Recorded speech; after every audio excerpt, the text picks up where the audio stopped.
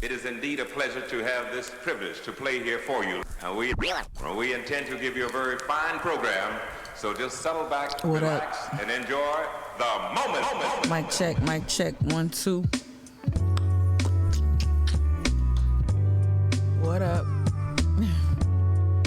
Now I'm out of focus. Good morning.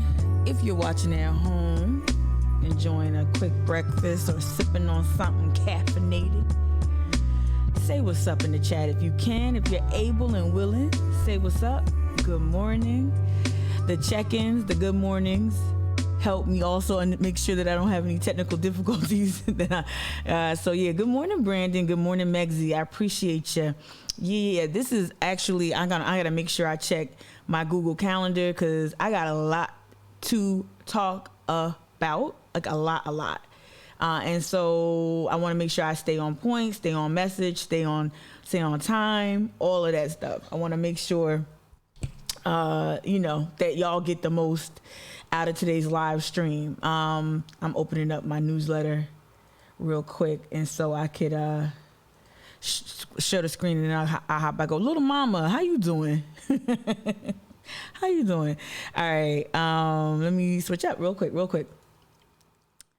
Shout out to the new subscribers to the newsletter, including Brandon. I see you. Thank you for subscribing. You subscribed a few days ago, a while ago, but I appreciate the support. I am going to do better, y'all, with making sure that the Twitch peeps, maybe the Facebook peeps, maybe the Instagram peeps, the Twitter peeps, making sure that everyone has access to subscribing to the newsletter. A lot has changed since this newsletter initially launched with my girl, Courtney, who was an organizer here in Charleston. But a lot has changed. What does that mean? Why did I bring it up? Because a lot of people have unsubscribed. A lot of people who were on board in 2017 and 2018 for various reasons. Some people moved out the area. Some people just, hey, I love your work. I just, I'm no longer in the area. A lot of different reasons. Some people just like the message doesn't resonate anymore. So I understand that, I need to kind of work on growing my audience, right? And getting people better acquainted with what I'm currently doing now, which is launching Charleston Activist Network Media, LLC. Launching that, really pushing that forward. So I'm going to work on better ways to get the newsletter out to y'all, make it accessible. All right, so today this is what you got, but if you are subscribed, shout out to you. That'll wake you up. Shout out to you. All right, we're going to start off with this actually was like an audible. I really wasn't even going to broach this comment, but little mama, I see you in the chat. Good morning. How you doing? Buenos dias. What's good? Me and little mama had a little chat yesterday. We had a little chat. I ain't gonna say too much, but we had a seriously. We had a chat yesterday, and then I got some more messages. Little mama got some more messages like yours, and I'm going to, instead of vilifying or instead of spending too much time, I'm gonna address it. I'm going to address it directly, but the core of today's message that I want to get in there is that why we need to believe women, why we need to believe women, and I don't know why we need to believe women. So we're gonna drive that home after drum roll, after the homie joins us. All right, the homie joins us. We're gonna have Fernando Soto join us. Now this says he's gonna call in. No. He says nope. I'm going to zoom in. So the Zoom link is already set up. Fernando Soto will be joining at 8:30 a.m. Clap for your boy. Clap for your girl. This is gang. This is I'm excited. We're going to talk about media and accountability culture, something that Fernando does really, really well. We had this dope lunch yesterday. Shout out to Brandon, Fernando, and I had lunch yesterday at Osaka, and it's just a really great conversation. It was a conversation that helped me really help me focus on what I want to talk about today specifically, and stay disciplined in terms of message. So Fernando will be joining us at 8:30. This is the thumbnail from yesterday. Much of what we're talking about, I ain't gonna lie, I ain't gonna mislead you. Much of what we're talking about today, when it comes to believing women, when it comes to media accountability and challenging systems, right? interrogating powerful institutions and the way that power flows and to whom. A lot of what we're going to discuss with Fernando, broadly with Fernando, more specifically with the Believe Women, was, I guess, jump-started, initiated by the goings on, I don't even know how to say this, the scandal that is the leadership crisis at the current sheriff's office. And so while we don't center the police, while we don't, we don't center the police, we're going to definitely, I didn't even do that. We're going to definitely discuss some fallout, some issues that arose after yesterday's live stream. Okay, so this is the thumbnail from yesterday's live stream. If you got the newsletter, then you can just go ahead and click on it and watch yesterday. Catch up. Also, real quick. And this is where I want to start. I'm gonna switch my camera and I'm gonna say good morning to everybody. If you got the newsletter, hey little mama, add me to your contacts in Gmail. That's how you can make sure that my newsletter lands in your inbox and not your spam folder. Save me as a contact. Save Charleston Activist Network. Save the email. My email is tamika@charlestonactivistnetwork.com. Save me as a contact in Gmail. If you don't know how to do that, I can talk to you after the live stream today. But I'm launching something very special today. I'm going to hit the air horns. You've been warned. I'm launching something very special today. It's a long time coming, and I'm launching a fundraiser. Shout out to Christy, who was kind of like, not spoiler, but Christy was just trying. Let me switch up the camera real quick. So, okay, let me switch up the camera. All right, good morning, Alvin. Good morning, Rugby. It's good to see you. Rugby, I want to be you when I grow up. I've been stalking you on Instagram. Good morning, Denise. Debbie, checking in. Yeah. El Cool J, good morning. You're in Florida. Everybody's on the move. Yeah, I think Honor was in the airport yesterday. Everybody's on the move. It's the holiday season, so I get it. Good morning, Mexi. I said that earlier. Brianne, how you doing? Yeah. Hey, D, good morning, checking in from New England. How you doing? Technologically. I'm a little okay, anyway. So I wanted to switch up and just say that I'm rocking a special t-shirt today. Right, so this is Headspace Murals, and they are a part of this fundraiser today in a really important way. So as y'all know, behind me is a custom mural. When I moved into this space, I knew I was going to create content. I knew I was going to be more focused in how I produce content. I knew that I was going to create Charleston Activist Network media. I wanted to pivot a little bit away from on the ground, boots on the ground organizing, and pivot to where I felt like, to where people have put me, because a lot of people solicit my opinion, right? Every day, solicit my opinion on local matters. A lot of people ask me to help figure out some things. A lot of people lean on me. They've seen me organizing specifically since Trump announced his candidacy. A lot of y'all have been with me since Women's March, Charleston Women's March, the state leadership with Women's March. A lot of y'all know me from Indivisible. My work with Black Lives, my work with Black Voters Matter for the state. Wherever you met me, just know that I've been really working hard to not just introduce you to facts, information, history, people, candidates. I've been working hard to bring those things to you consistently for some time now, since about 2016 here in Charleston. And I really appreciate the support. I said this in the newsletter, and I mean it. I said launching a media imprint isn't easy. I'm very grateful to many of you who have given to this platform over the years. The support has not gone unnoticed. Now, however, your generosity is needed more than ever. And I just wanted to read that not because I wanted to be scripted, but because I really do want you to know that I need help. A lot of y'all know that I was in career transition. I'm no longer in career transition. I'm a live streamer, right? I'm a live streamer, and this is what I choose to do. Not just live stream, but create audio content, create podcast content, create a media a viable media imprint for the Low Country that centers the marginalized. And so I'm calling on you all to please consider not just purchasing a hoodie designed by the homies at Headspace Murals, but I'm really asking you to invest in this platform. And I'm going to work every day to justify your confidence in me, so that not so much worrying on focusing on an ROI, right? I don't believe that you should give to me so you can get something back, but Tamika, the person, does believe in recognition, does believe in acknowledging your support by following through on how I show up here, what I show up with, what you can engage with. So while I don't believe in transactional charity, we don't do those, right? While I don't believe in transactional help at all, right? That's why we don't do allyship. That's why we believe in accomplices and co-conspirators. While I don't believe in that, I do believe that I want to give y'all just as much as y'all pour into me.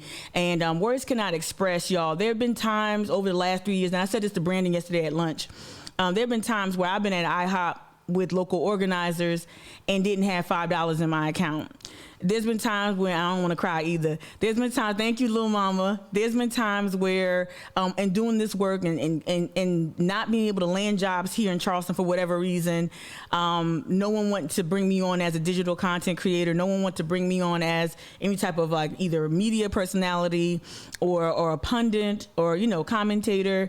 There have been times where I'm just out here in my old Altima, I no longer have it, but my old 2010 Altima, before the transmission fell out, I would just traverse the entire state, talking to congressional candidates in the upstate, giving speeches with laryngitis, in the Midlands, booking rooms and reaching out to Cliff Albright and saying, Cliff, look, I ain't got no money. Say, Cliff, I don't have any money for a hotel. I really want to go to the Jim Clyburn fish fry and cover it. I'm really trying not to get misty. There have been times where my friends, local business owners, have had to front me some cash because I was overdrawn, not 100, not 200, not 300. Sometimes I was overdrawn $500, just trying to scramble and make this work. And it's been difficult. I've met people who have encouraged and inspired me, and then that relationship didn't pan out. I've met, I've made friends. I've made a lot of friends, and I've lost a few. It's just not been an easy journey, and I just really want to be a part of a culture shift that Fernando and Brandon and I are, and I don't think they mind me saying this, Fernando, Brandon, and I are working hard to bring diverse media to Charleston, to the Low Country. We're working hard to model what media accountability, like what accountability through media looks like, what holding people accountable looks like, and not just that, advancing a message that supports or that promotes transformative change here, promoting a message that is all about actively dismantling white supremacy and getting people out of the habit of being passive actors or passive participants in this fight against white supremacy. And a lot of that is just, it's not easy.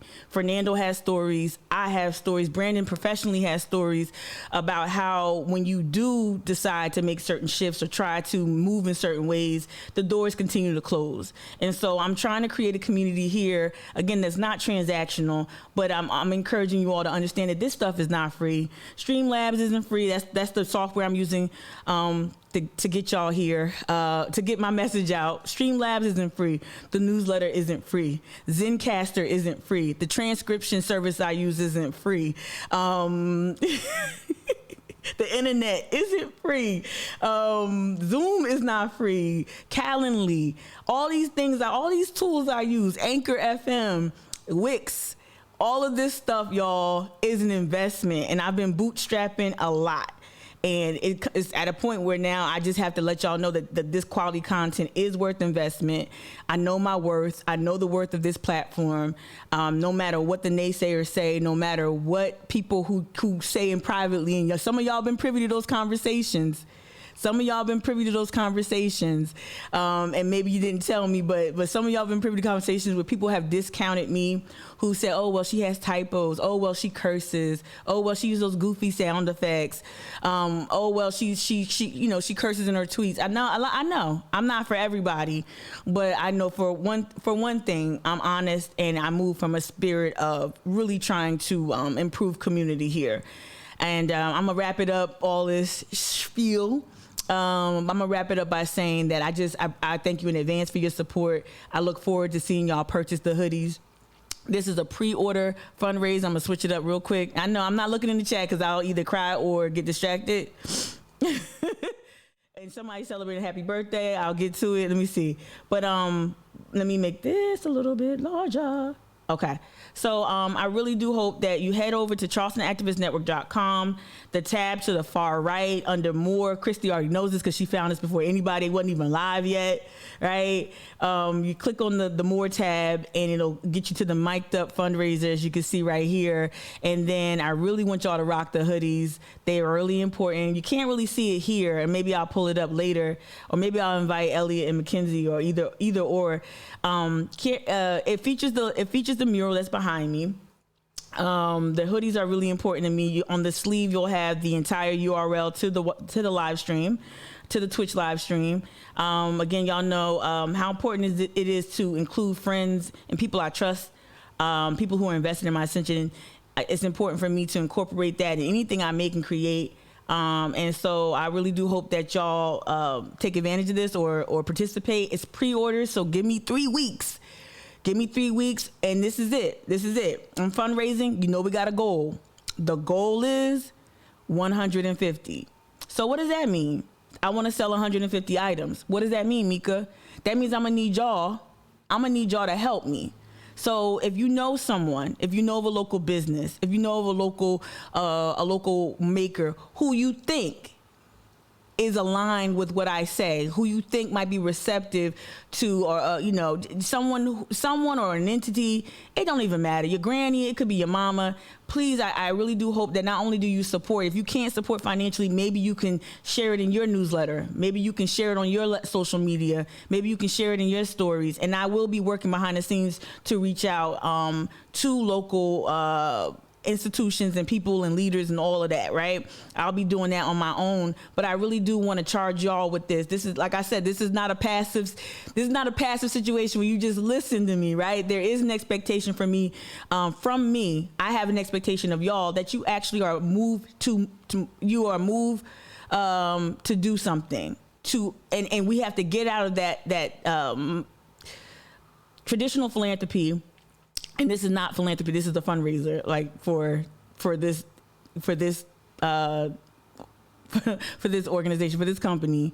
But traditional philanthropy always positions people as like, okay, you give passively. But sometimes what it doesn't charge you with actively advancing a message. And so I'm going to ask you all, if you have the capacity, please consider making an appeal to people in your immediate circle.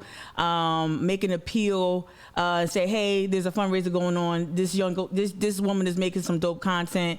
She goes live every day. I really would appreciate it. And we could talk about pitches and all that later, but I really do want to tell y'all that I really hope that you share this as well. And I really thank you already. Thank you in advance. I know I'm all over the place. Thank you in advance for your support and your love and your trust in me. I do not take it for granted. I will justify your confidence in me. Rest assured. Okay, now I'm going to read the chat and try to keep my shit together. All right. Good morning to everyone who came after I said good morning to D. So that means Joni, B-Man. All right. Joy, good morning. Saw you in a tweet yesterday. You already know because I texted you. Saw you in a tweet from Nick Regan. What up, Christy? What up, Kia? Kia, you in Anguilla? You in Turks and Caicos? Where you at, Kia?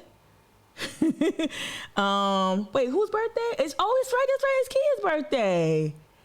Kia, look at me. Look at my voice trying to be a hater. Kia. All right now. Y'all know how to show Kia some love today too. All right. That's also part of the fundraiser for today. Show Kia some love. Buy that girl a cup of coffee. Buy that. Yeah. What's up, Mikey? That's you, Mikey. Good morning. You got the drop. Oh, that's okay. Good morning, Honor. How you doing? I love that y'all got manners. I really do. What's up, Alvin? I think I said it already. Nicole. Let me see. You said, okay, wait. Christy said something. You like the swearing? Thank you. I know y'all like it. Other people don't. Alvin knows. Alvin knows. Let me see. Other people don't. It's crazy. Like it's crazy. It's because I'm a woman in the South. I'm an unmarried, scandalous woman. Yeah. Okay, cool. Nicole, you said you like the swearing and the jokes. Most importantly, the truth. Look, this stuff is hard. Why talking about this shit every day is hard. I gotta cut it up. I gotta put the broccoli in with the mac and cheese. You know what I mean? It's hard. All right. So I appreciate that. You got everything you need. And if you got the newsletter, you can catch up. Share the newsletter too. Like, I think that's a really good start. Share the newsletter. If you can, however you want to share it. You know, at the very least, they'll get an idea of what kind of content I create by going and watching some of the previous live streams. Yeah. Okay. What time is it? Oh, 8 minutes till Fernando. Okay. All right. So let me do this. Let me switch back real quick. Thank y'all so much. I appreciate the love in the chat, and I appreciate y'all showing love to Kia. Kia's a real one too. Kia's a real one. But again, so today we're going to focus on believing women. So real quick, let me just keep it real. And this is not something I expect Fernando to cover or to delve into. But yesterday we talked about Deputy Miller, who was allowed to resign as per, I guess, an order from Kristen Graziano, a current sheriff at the Charleston County Jail, the Al Cannon Detention Center. A deputy, Mr. Miller, who had sexually harassed at least 6 women at a North Carolina-based training, a canine training. There was some really excellent reporting from Steve Garrison. Full disclosure, while I won't reveal what we discussed, I was in communication with Stephen Garrison about the story, and Stephen basically substantiated many of my concerns. Concerns of what? Well, some of y'all reached out to Sheriff Graziano yesterday at my instruction. Some of y'all reached out, you emailed her, you called her and said, hey, yo, what's up? The responses that y'all got back were very, very disappointing. And what I want to do, again, as opposed to making this personally about Sheriff Graziano, because y'all know I've got personal feelings about Sheriff Graziano, given how she worked so hard to court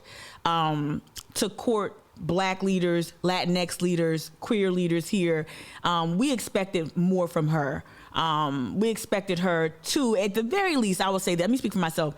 At the very least, I expected Graziano to have a certain level of awareness when it comes to issues, especially in law enforcement, which is male dominated, which has all this pervasive toxic culture of like toxic masculinity and misogyny and chauvinism. I expected that the changing of a guard, being that a woman is taking up the mantle that was left vacant by Al Cannon, a queer woman at that, I expected a certain level of sensitivity to these issues that she just would not or cannot demonstrate.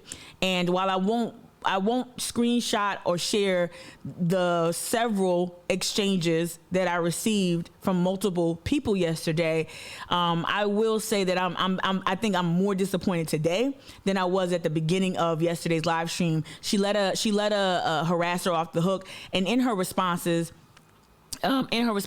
she centered that man. She downplayed and diminished the impacts of sexual harassment. She didn't speak to a culture. She clearly doesn't have a comms team. And if she does, and if the comms team answers those emails, she should fire them immediately, effective immediately. There is no communication strategy. There was no real coherent message other than defend myself. I'm defensive, right? And then with a little cute dismount at the end. So we're going to talk about some of the things that she said consistently across a number of communications, and how we need to believe women, period. We're going to just talk about it. And maybe we will share a screenshot of one. In fact, I'm gonna crop it out so we can discuss point by point. I wanted to do a vivisection, and I probably will do it on Twitter and post it on Instagram. I'm going to do a vivisection of one of the responses where I just outline what she got wrong. And it's a lot. It's just a lot of. There's gonna be a lot of arrows and a lot of red, a lot of that. Yeah. B-Man, you just dropped in the chat. Turns out the culture of protecting their own is even stronger, and you would expect more. You would expect more from Democrat woman. You just would expect more. But this is why you cannot center law enforcement when you talk about reform. You can't center their voices. You can't center their perspective. You can't go to them and try to involve them in reform. And that's a lesson that I told you I learned after I interviewed her. That was my biggest regret. And to take it out of the personal and make it more of a structural or systemic issue. The policing is so fucked up in America, for lack of a better term. Policing is so off the rails. We watched it yesterday. We saw an army of law enforcement officials just throw a series of concussion grenades in the old 79-year-old man's house, or nearly killing this man because they got the wrong house. And while that is a more extreme example, we know that there aren't many laws. There's not much recourse for people who are victims of police violence or police overreach or misconduct. And what Kristen Graziano did by allowing the deputy to resign and centering him and his family, really speaks to how people, how even women can internalize misogyny. Anyone can internalize any types of oppression, right? I talk about my own anti-blackness sometimes that I have to check. But it shows you how women internalize misogyny and then weaponize that against other women. Whether it be intentional, subtle, it doesn't matter. The outcomes are still the same. And the damage is still quite real. So we're going to talk about that. Let me hop back in the chat over here because it's 2 minutes to Fernando.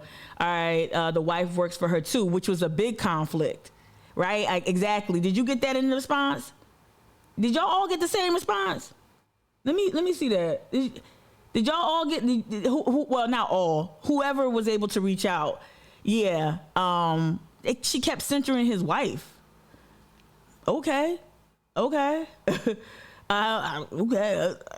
I just don't. That's not you ain't saying nothing slick. I don't get it. All right.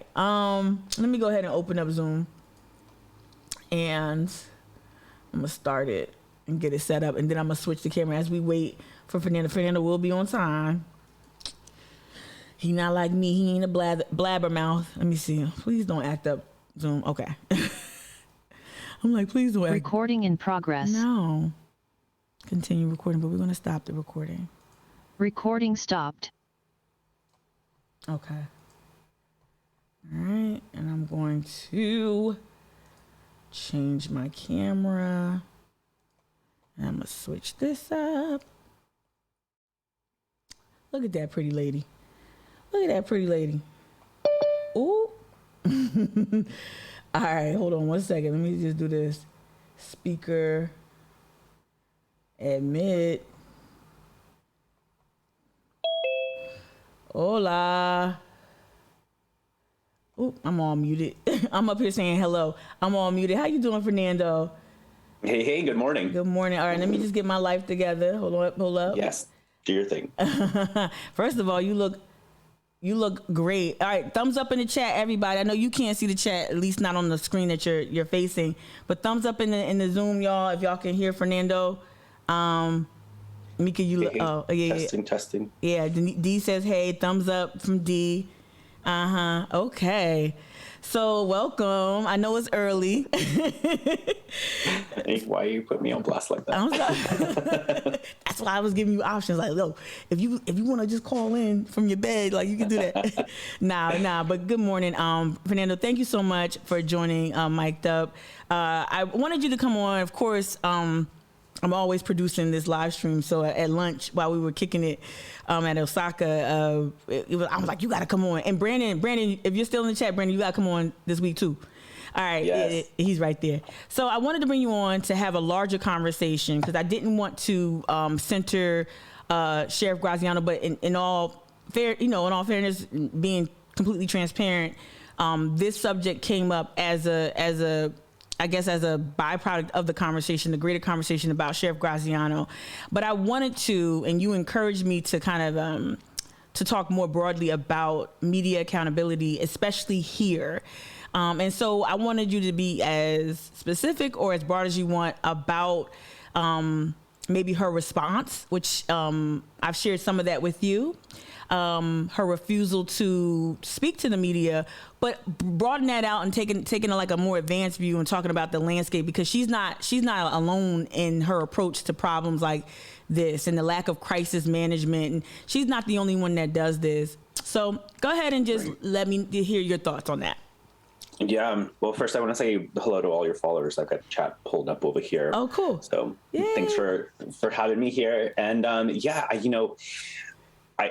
you're right. It's not exclusive to her. But I think that, at a time where, it wasn't that long ago where we had, an entire Me Too movement, where we had an entire conversation as a society that is, supposed to support women and supposed to believe women. Mm-hmm. And so I think that all of these scapegoats are very problematic, Mm-hmm. It sends a strong message to everyone, not only, other staffers within the jail, the people that they have to interact with, but the community as a whole. Sexual harassment is a huge problem. Mm-hmm. I actually did some research, and Tri-County Speaks, local organization here, has an entire article about sexual harassment, specifically in the workplace, but how often that goes underreported or unreported. Mm. And, that's the message that's being sent here, is that, there's no accountability being done. Mm-hmm. And I think that, we don't have the liberty to let leadership get off the hook like this. Mm-mm. Because, what does that mean for the other women, the detention center staffers, other women that have to interact? And also, this wasn't just one woman who reported. I think the article described 6 instances or 6 women by Steve Garrison who came forward and reported, the harassment by this officer. Yeah. So it's not a one-time thing. It's wild that, you would bring and center a family in this, because those were the wrong decisions made by an individual. Yeah. And aside from that, it's like, you got to own up to that responsibility. Yeah. So what do you feel, what are your impressions about when powerful figures like the sheriff, like the mayor, like a city council person, when they don't come to the press and offer up a statement, especially like Steve Garrison asked for comment, not just Steve. If people can remember the Seahawks story that Live 5 News broke, Jared Kofsky and I believe was it Riley Bean? They both tried to reach out to the sheriff for comment. She was not available, but she's answering these emails, or at least someone is answering these emails with her voice and with her signature. What do you feel about people who don't make themselves available to the press? Yeah, I mean, regardless of who's answering this emails, it's representing her and her leadership, and it goes across the board. I think what's even more surprising is that she has come out, to be a leader that is so pro-woman and has a lot of women in her leadership administration. Mm-hmm. That, I'm curious to know what conversations are being had behind closed doors by them. But this whole idea of saying that the media is misrepresenting what is being said. I think that the point has been made clearly. It's, the media is just reporting on the facts of these women. Mm-hmm. And I mean, for someone to have called, Crime Stoppers and let them know of what was going on, I think speaks louder than any of these other actions. Because people, were fed up, and they trusted a process that's supposed to be in place to protect women and to protect victims. And that didn't happen here. I also think it can be very problematic. And we're seeing a trend, I think, more and more locally, of elected officials choosing not to discuss things with the media and calling them private matter. And I think we have to remind them very often that you're on taxpayer dollars. That's so right. It is very much a public matter. I think I didn't mean to interrupt you, but that there, if you don't mind, I'm gonna play a sound effect that you may or may not be able to hear. Do you work for us? Like, what's this dynamic where we listen and you choose to talk or not talk? and I know I'm saying that very, very comfortably, very casually, but it really is like, I really want to help people reframe their relationship with elected officials and with these institutions where our tax dollars are paying their salaries. Yeah. I just wanted to say that. Yeah. No, you're absolutely right. And so, the Tri-County Speaks was pointing out to about 72% of the workplace sexual harassment victims don't report the harassment. Wow. Clearly she said that this didn't happen within and happened in an out-of-state facility. But again, where is that accountability, And if it was his first offense, it wasn't. It was the sixth woman that came forward, there could be a deeper investigation of how is this a trend? How long has it been going for? Because it doesn't seem to be a one-off isolated incident. So I think that, the power that people have is that, there'll be elections coming up again, and it'll be interesting to see if she runs, because she hasn't been the transparent woman that she ran on, right? She hasn't been transparent by any stretch, and I think that's where the constituents come in to say, we agree or disagree with the decisions that you have made in keeping her in power or, replacing it. I'm also curious to know what the sexual harassment policy is within the department at the detention center. That's really, and I think those are things that she would have had to answer to had she provided comment. And I think too, this is what me personally, especially you and I, Fernando, we work in very different capacities and varying capacities during the presidential races, the primary at least. And one thing I realized with working with Black Voters Matter, especially that has, of course, they have resources to have this advanced comm strategy. One thing I learned by working with them and working also with the Warren surrogate is the power of, you can use the press. Like, let's say you get jammed up for whatever it is, big or small issue, you can use the press to advance the message you want to hear. I'm very surprised that she hasn't okay, well, let me offer my perspective. But she's sending the emails that can be screenshotted. I'm talking about the emails. It's not just from one or two people. It's from multiple people who reached out. Black, white, men, women, all have reached out about her recent actions. I'm so surprised she didn't say, well, let me make myself available, or let me reach out to maybe a trusted journalist. Even a softball interview would have been better than just utter silence and condemning the media. You're giving her, if they're watching this, her team, you're giving her, a chip to bite onto, use this, and I think that that's happened over and over and over and over again.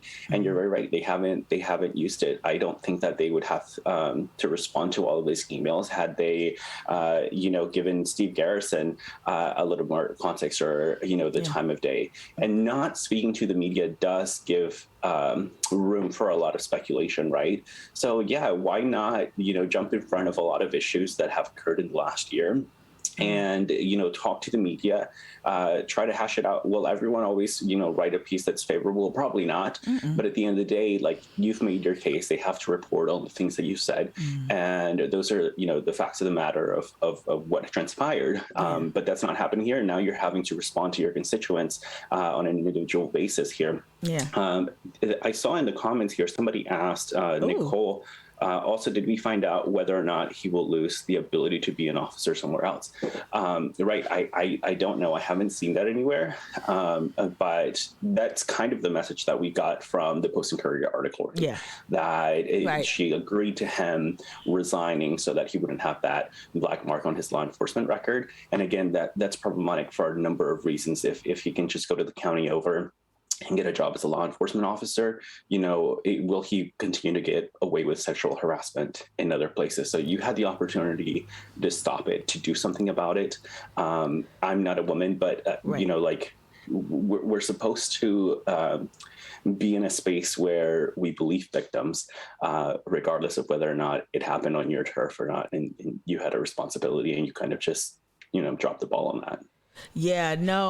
Thank you for that. I was gonna, and I'm so happy that you're reading the chat in real time. That really is helpful. I expect nothing less from Fernando. If he's nothing else, if he's not prepared. All right. So this is something I received from a source. And this is when I said that, Little Mama, when I said I was gonna have some insight. The source says officers hopping from department to department after misbehavior is something we're interested in exploring. So like this source is also trying to dig into that as well. They went on to say allowing officers to resign rather than face termination seems to be a common tactic for salvaging careers, right? And so people are watching that. Like you, I'll be interested to know, like this source is interested to know whether or not like they're going to watch where Deputy Miller pops up at next. And so she could have, a lot of this could have been avoided for sure. A lot of this could have been avoided. Thank you real quick. Thank you, Little Mama, for staying on top of the chat and being a moderator. I appreciate you. So I wanted to ask you a more broader question. Lately, I've seen you cover you've covered everything, but I've specifically seen you cover Democratic movement, Democratic organizing. You and I, of course, there's some conversations that we won't have on mic right now, but I wanted to just get your observations on the state of the local Democratic Party, being that, they've kind of stayed kind of quiet on a lot of these things. And I haven't seen, even if they don't speak directly to Graziano, like it could be some sort of like we stand with victims. They stand next to her. They stand next to her. They literally stand next to her. Right. And so, what is some observations from what you've seen following the Democratic Party? As someone that was with you on different issues, and sometimes we were on opposing sides within our own progressive movement. Within this, we know that the Democratic Party is very adamant about reaching out to folks like me and you to try to mobilize people, to try to get them to the polls. But I think one of the things that I have learned is that, I'm not going to be able to do that anymore, because I think I put a lot of skin in the game in this previous election to, change some of the policy around here. Someone in the chat, Mr. A21, I don't know if he's a troll or what, but says Fernando really scared of the new immigration laws.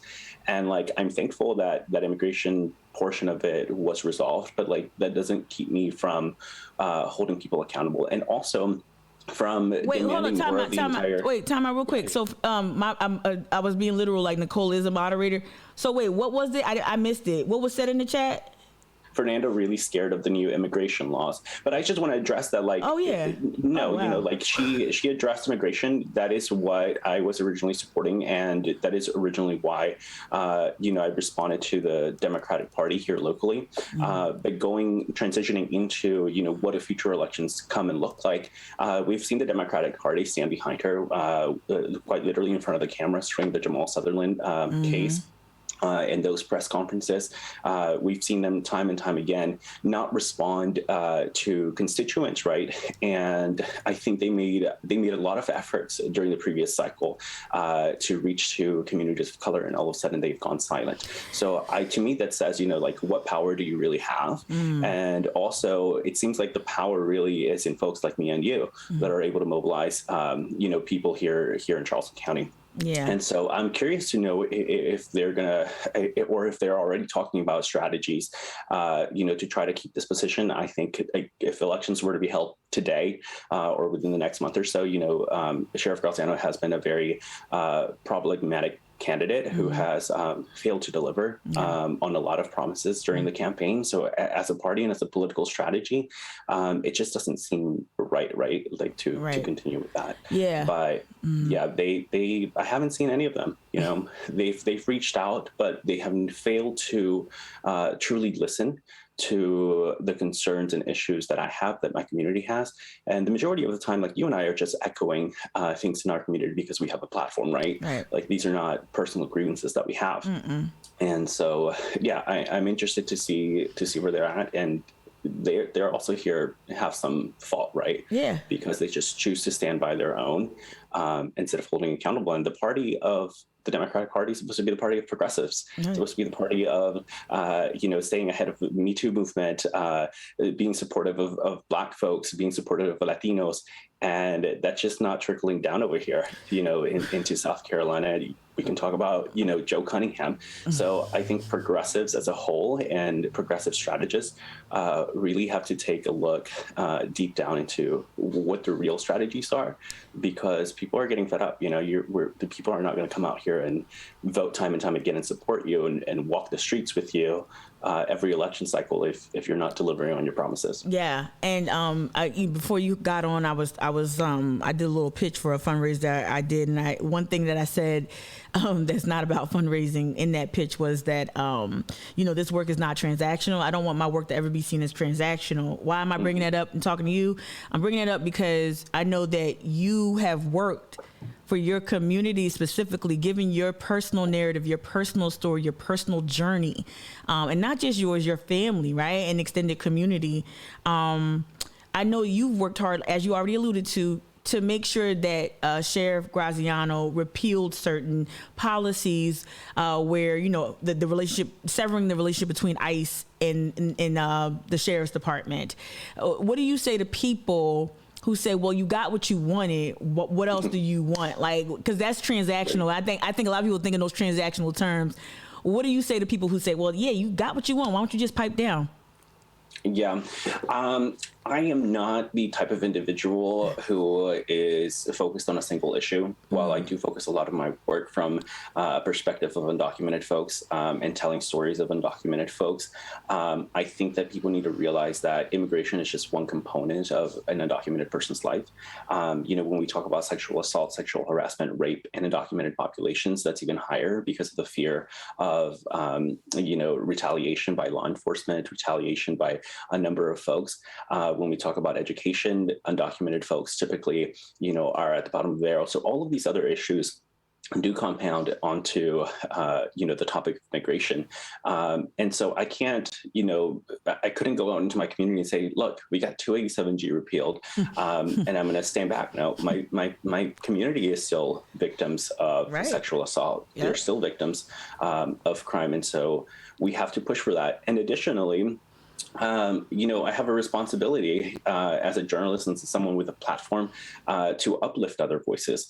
So it'd be very hypocritical of me to not stand in solidarity with Black folks and the issues that are happening there. It'd be very hypocritical of me to not stand with women and the issues that are going on there. As a journalist, we uplift voices that are often silenced.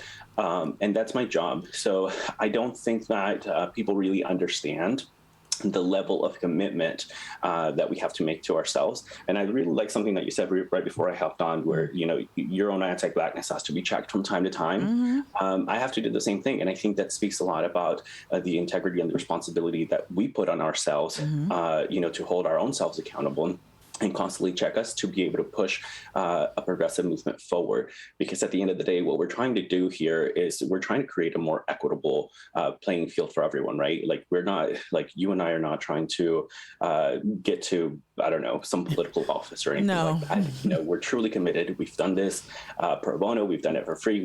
We've lived in the struggle. We live in the struggle. So I think that should speak a lot louder than any political campaign that we may or may not align ourselves with during an election cycle to try to achieve some of these goals. But we are not sold or indebted to any of these public officials because, again, taxpayer dollars. Yeah. I value that a lot. I just want to say, I'm going to play some profane drops real quick. Now listen. That's called motherfucking bars. Nigga. Okay. Yo, real bars, yo. Seriously, you were speaking to my soul. I'm trying to work on not being so emphatic in my like, you said so much there. Y'all, I want to just say pause real quick. Y'all, this is why it's important for me to not just stand with Fernando, but to work with Fernando in real and substantive ways, in ways that actually change the material outcomes for us all. This is what I always wanted to do, was to talk to someone with Fernando's focus. Y'all, I really hope y'all understand how important his voice is, and you can hear how not just committed he is to these issues, but you can hear how thoughtful he is and how well read, and I mean well read in a way like the issue. You pulled up stats, Fernando. Goodness, I love it. So I just hope people get that and why I love and appreciate you and all of that. I'm gonna ask two more questions. Mm-hmm. Okay, the first one is, we talked yesterday. You Brandon and we talked about diversity clout, like people using us for diversity clout. You touched on it a little bit just a moment ago, but yeah, tell people like what you think about folks enlisting your opinion or your help, or hey, I want you to sit on a board, I want you to be on this council, this commission.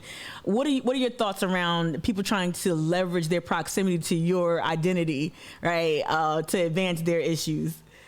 Yeah, and people have, and it is important that we sit on boards and we sit on commissions and we sit in positions of leadership and positions of power where we can have influence. But that is very, very important, where we can have influence. I personally don't lend, and I don't recommend that anybody lend themselves, any person of color lend themselves to organizations, leadership, circles, etc., organizations that are going to be symbolic, right? If you are going to go there and just be a brown token for a photo, for a statistic, get out of there. You're not serving anybody any good, Additionally, like, we should be paid for our work. So if this is just going to be something symbolic where you sit on there and then they kind of volunteer you to be leading this committee or leading this training on Black trauma or leading this training on equitable this, that, and the other, get out of there. Like that is kind of just repeating and compounding a lot of the issues that are going on in our community, which I also think is really important for everyone to understand that, like, while you and I have these conversations a lot, like, this takes a toll on us. Like, we too are the people that we are reporting on, And so we owe it to ourselves to be in a space that is going to respect that is going to respect our identities, and that is going to take into consideration a lot of the value that we bring, a lot of the expertise, a lot of the knowledge that we bring, and do something with it. Otherwise, I'm pacing the fuck out. That deserves it. Absolutely. It happens a lot, It do.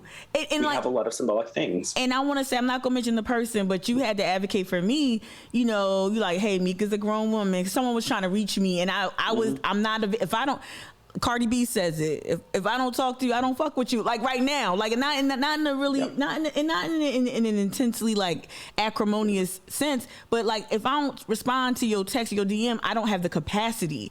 And it's like we are constantly. I'm gonna speak for myself. I'm constantly trying to teach people how to treat me, and also help them manage expectations. I'm no longer in that boots on the ground space. I'm literally every day coming to you live on a microphone, and yet people still want you to come and play janitor, still want you to come and play maid to the party or to whatever interest. Thank you for your thoughts on that. I guess the last question is a self-indulgent question. What are we working on, or what do you feel like you want to talk about? That what are you working on? Whatever it is, it could be the we, it could be the you. What's going on? All of the things, right? Yeah, no, I just want people to know that we're working together. We're working collaboratively to try to bring more light to more issues that are happening in our community. The other thing for any folks in the Twitch who are like, they're just so anti-white, if there are any, we're not. Nope. I think that the landscape has been white-led, and it's still white-led, and we haven't really been invited to the. We've been invited to the table in the sense of like, come here, have a seat, but like don't say anything, and like we're just not that type of people. We got to say something, and so if we're not gonna truly be invited to the table to like affect change and make change and speak for folks, then we're gonna make that space for ourselves, and that's exactly what we're doing. So we've got a couple of things that we've got in the works that are going to be revealed in the next month or so. And I'm really excited about it. And I hope that, people support and people give us feedback, but also understand that what we are trying to do is a movement led by publishers across the country, who are changing the narrative. Because while, Steve Miller and there are other great journalists in the traditional media landscape, there's still a lot of stories and a lot of angles that are not being covered, just because of that lived experience, that lack of lived experience, Yeah. And so we're going to try to do that. And I want just people to, take it in with an open mind. And to the extent of what you said about, the person reaching out to me to try to reach out to you and put you in contact, et cetera, like you have to understand that people are tired, right? People of color are tired. Very. Every time there's a movement for anything, like we are not your go-to folks. Like do your own research, do your own learning, and the value that we bring is incredible. Like you can go to some institute to teach you a lot of the things that you're asking us to do, but you're going to pay a pretty dollar for it. So I kind of expect that from folks, especially if they're affluent. Like you can afford to do this. This is all on you. We've learned to shift the narrative ourselves. You and I have done a ton of research, a ton of training to try to shift the way that we communicate, to try to shift the way that we hold ourselves accountable to affect that change. And we're just not going to, give it all for free when we've put in all the work, not just for a couple of months, but for years. For years. Oh man, that is not a perfect place to stop. I just want to say thank you so much, Fernando. I think I'm looking at the chat. People really are excited. Dynamic duo. I said, yeah, we're a trio. Got to count Brandon in there. But I am excited. White friends. I have a white husband. right. That's the other. Let me drop that bomb. I love it. Thank you so much. I love your followers, and I love that you are so uplifting, every time. I'm gonna bring them with me wherever I go to with us. I'm bring them, y'all gotta get y'all bags packed. Y'all gonna come with me to some other stuff in the new year. So I'll bring the love and accountability culture to you. But thank you, my friend. I really mean it from the bottom of my heart. Thank you for all you do. Thank you for not giving up on me. Thank you for believing in me. I really appreciate it. Likewise. Yeah, it's a group project here. Nah, thank you so much, Mika. I love you. I love you so much. For real, I do. I got love for you. Okay. All right. Bye. Bye. Bye, Mika. I love you. Bye. All right. Cool. That was fun. That was fun. Did I take off my applause button? Let me pull up my thing. No, I don't want to do that. No, stop it. Hey, that was fun. Hey, Christy. That was super dope, y'all. Y'all made it so much fun. That was a blast. I really do. Like, Fernando is like way younger than me and so like just on it. And I'm gonna be real with you.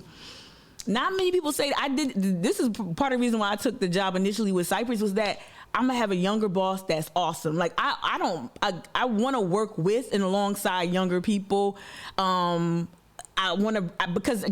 I think people do that thing, especially in the South, where there's an artificial hierarchy, ageism. Even me at 40, I'm always told, "Oh, you a young person. We need you a young person. You're young." I'm 41. I'm 41. But it's so great to speak with someone from a different generation, a different background, and we're so aligned, and we don't always agree, y'all. I really want y'all to understand that me and Fernando don't always agree, but the respect is there, and I'm excited about what's ahead for us. So I did not expect Fernando to talk about the women issue, the Me Too issue. But I'm forever grateful that he did that and he offered up his thoughts about that. That's what I want to say. I wanted to let me see if I can. Yeah, I'm gonna take one. And sounds like a lot of y'all, or whoever reached out to the sheriff's office. Sounds like y'all got some of the same responses. I want to download. Yeah, this one I cropped this. Boom. I don't know why I'm doing this. Probably right there on my computer. Boom, bop. Boom. All right, and I'm going to switch it up. But I was super... What? That ain't it. Hold up. I was super grateful that he actually spoke to those... I know I'm distracted. Hold on one second, y'all. Let me just stop talking real quick. Boom. Save image. Bow. It's still doing that dumb shit. All right. Let me see how it comes up. Nope. Okay. All right, hold up, y'all. Hold up. Nope. Close that out. I'll pull it up like... Oh, no, I can't do that. Hold on one second, y'all. Bear with me. Grassroots media. All right. Let me see. Boom. Yeah, here we go. I don't want y'all to see my inbox. It would not be good. I do be having sources, and I gotta crop everything in my life. Crop. And it ain't even so much the message. The message is already cropped, but it's everything that was in. I gotta cancel my free trial. Okay, hold on one second. Boom, bow. Here we go. Save. Damn. But no, that was fun. I really enjoyed that interview. Let me see what y'all saying in chat. Secret Squirrel Committee. It'd be a bunch of y'all secret squirrels. For real, Joy. And Joy, I'm I wanted to get people caught up on the school board situation. Feel free to drop whatever you want in the chat if you want, Joy, about the school board when I drop that. But let me stay focused on Believe Women. Let me stay in this space right here. I'm just trying to get everything cleaned up before I switch my screen. Okay.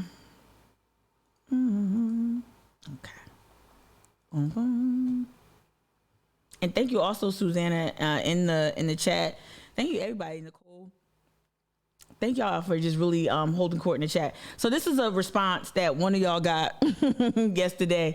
I'm going to read the other ones from my phone, right? So again, staying consistent with, I'll pull it back up, staying consistent with what I promised to talk about in today's newsletter. If you're not subscribed, please do so.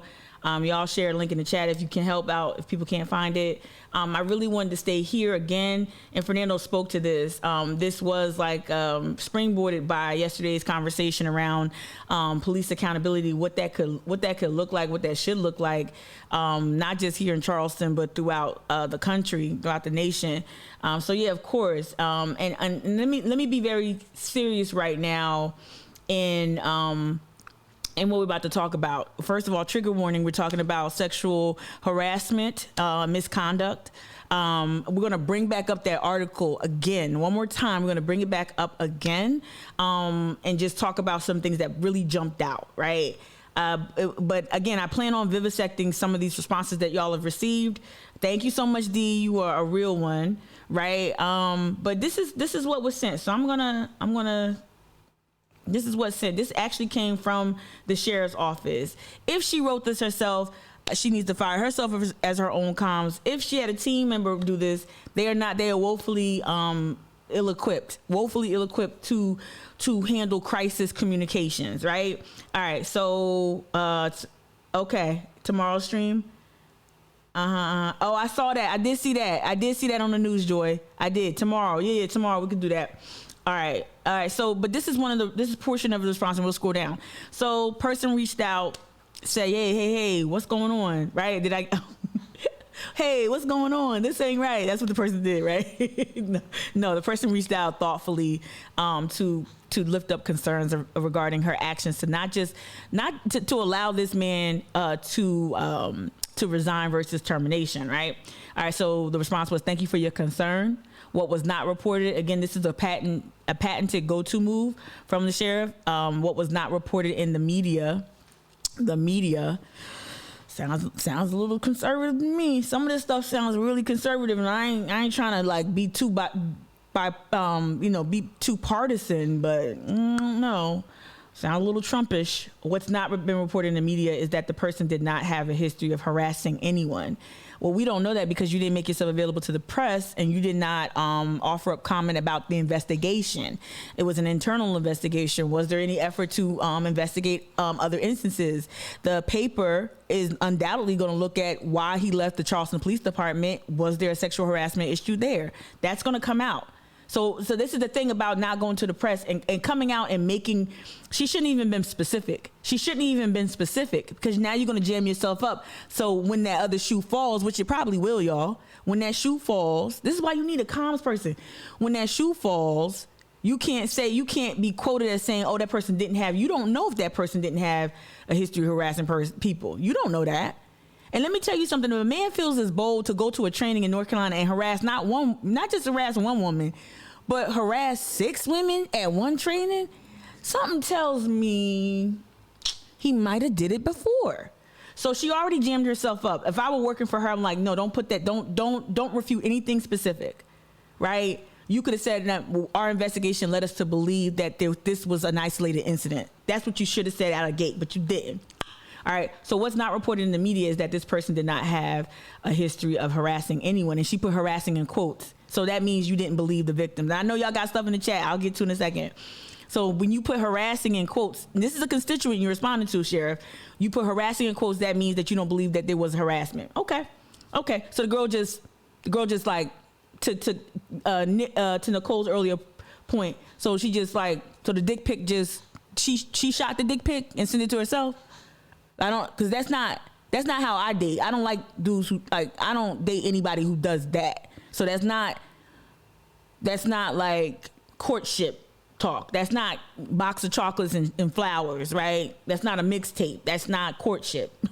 But anyway, harassing, she wrote.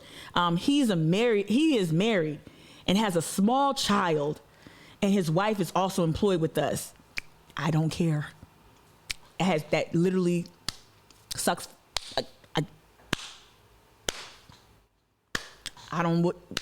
Okay. That sounds like something they got to work out in counseling or with a lawyer maybe. Yeah, I don't know what that, like, so now you're putting his marital issues on the person's lap, the person that wrote the letter. Okay, so now they should feel bad for the wife and the small child, right? Okay. And the fact that she's employed with you, that's problematic. Not problematic that she works there, because couples exist, people get married, But that also, what she did here is she opened up another door here. So now we're going to look at that relationship, right? How did he get this job? Was his wife there beforehand? Did she get brought over? Was there some sort of favor? Is he a personal friend of somebody within the system? Did he act up over at CPD and somebody said, "Don't worry, I got you over here"? Was his wife a part of that? So you done opened up another can of worms because you're horrible at communications, right? All right. What is also not reported is the mutual exchange of these gestures. I don't doubt that maybe someone thought it was flirtatious. And maybe they were like, no, this is kind of gross. And what Graziano doesn't get to, while there might have been a back and forth, and we don't know that because you didn't make yourself available to the press and you didn't disclose, certain aspects of the investigation. So we don't even know if that's true. That wasn't in quotes either. That wasn't in quotes, but harassing was. Okay. So you're saying that there was some back and forth. You can withdraw consent anytime you want, not just in the act of sexual intercourse. You can withdraw consent anytime you want. Or you could kind of like not reciprocate after a while. How many women, we talked about my own sexual harassment story when I worked for the state of New Jersey, back when I was a recent grad from undergrad. How many women have been in that really, really gross situation where a man does something sexually suggestive and you roll with it for like 5 seconds because you're like, I just want to keep this job, or I just want to get out this situation, or I'm just going to be nice so he doesn't harm me. How many women and non-men have had to like participate in a nasty exchange as a way to either try to save face or, just you don't want it to blow up. You're scared that nobody's going to believe you. How many? All right. Thank you, Denise. Right. All right. Okay. So she's saying there was some reciprocity there. While I do find it unacceptable for this behavior to have taken place, that should have been your first sentence. What I do find is to take place, our own policy is to offer assistance and training to bring awareness. You make assistance and training available if you catch a sheriff, I don't know, stealing. So when I used to manage profit centers for Target, both in stores and in logistics. When I used to manage that process, every so often there would be an instance where a team member of Target would be found grazing. What is grazing? Grazing is they would be eating from the aisles or taking items from the aisle and eating it during a lunch break or taking it home. Our response wasn't to terminate that employee. Our response was to inquire. Like, hey, we saw that you stole some bread and some sandwich meat. Is there something going on at home? Is there an express need? Do you have some sort of food insecurity issue? Are there resources that we can make available to you? Because, you can't take merchandise that you don't purchase. And also that like food safety issues, you can't open things. Like we would address it. We would not terminate the person. This is not that. This is not, you catching, the officer, doing something that might tip you off to maybe there's something going on at home, right? This is not that. This is not like an outburst during a staff meeting and seeing whether or not he needs anger management or something going, like that's not that, right? So this doesn't apply to someone calling Crime Stoppers, okay? While I do find it unacceptable for this behavior to have taken place, our policy is to offer assistance and training and to bring awareness. You can offer that to him on his way out the door. Shout out to the new subby. Shout out Nicole. All right, you can offer that to him. This pamphlet's like, yo, here's a pamphlet. Yeah, I mean, here you go. Deputy Miller, here's a pamphlet. There's a hotline on that pamphlet that you can call if you got a problem harassing women, to me, it's like, you know, that's what I would say. Like, hey, I got this brochure from, I got a brochure for you. There's a men's group that meets at the church on I don't know, but it ain't this, right? Let me stop being stupid, right? It ain't this. Okay. All right. Wait, who's on the way? Let me see. Joy, you said in the chat, how are you going to train him not to be a predator? I don't know. Exactly that, right? And thank y'all for raising your hand earlier. Shout out to Fernando. I'm glad you're here. All right. It goes on to say, Mr. Miller was unfortunately an example of. It's so funny. You let him resign. He had to resign. There was grounds for him there was grounds for him to no longer be with the force. But yet you're saying that he didn't do nothing wrong, which is really an impossible statement to make. But you went on to say, Mr. Miller was unfortunately an example of what will not be tolerated. That was tolerated in the past. Okay. If you would have terminated him, he would have got that. And then the others it would have been a deterrent if you terminated him, right? Regardless of whether or not he resigned, that's a big issue. Because like my source says, this is an ongoing, this is a pattern of behavior within law enforcement, both locally and nationwide, right? All right, so whether or not, what does it say? Regardless of whether or not he resigned, we still must report this behavior to the academy, which we have done. Well, that's good to know. And they have the authority to pull his certification. You had the authority to terminate him. He is not working in law enforcement any longer, and that was the goal. That's not true, because you don't know if that, again, she's jamming herself up.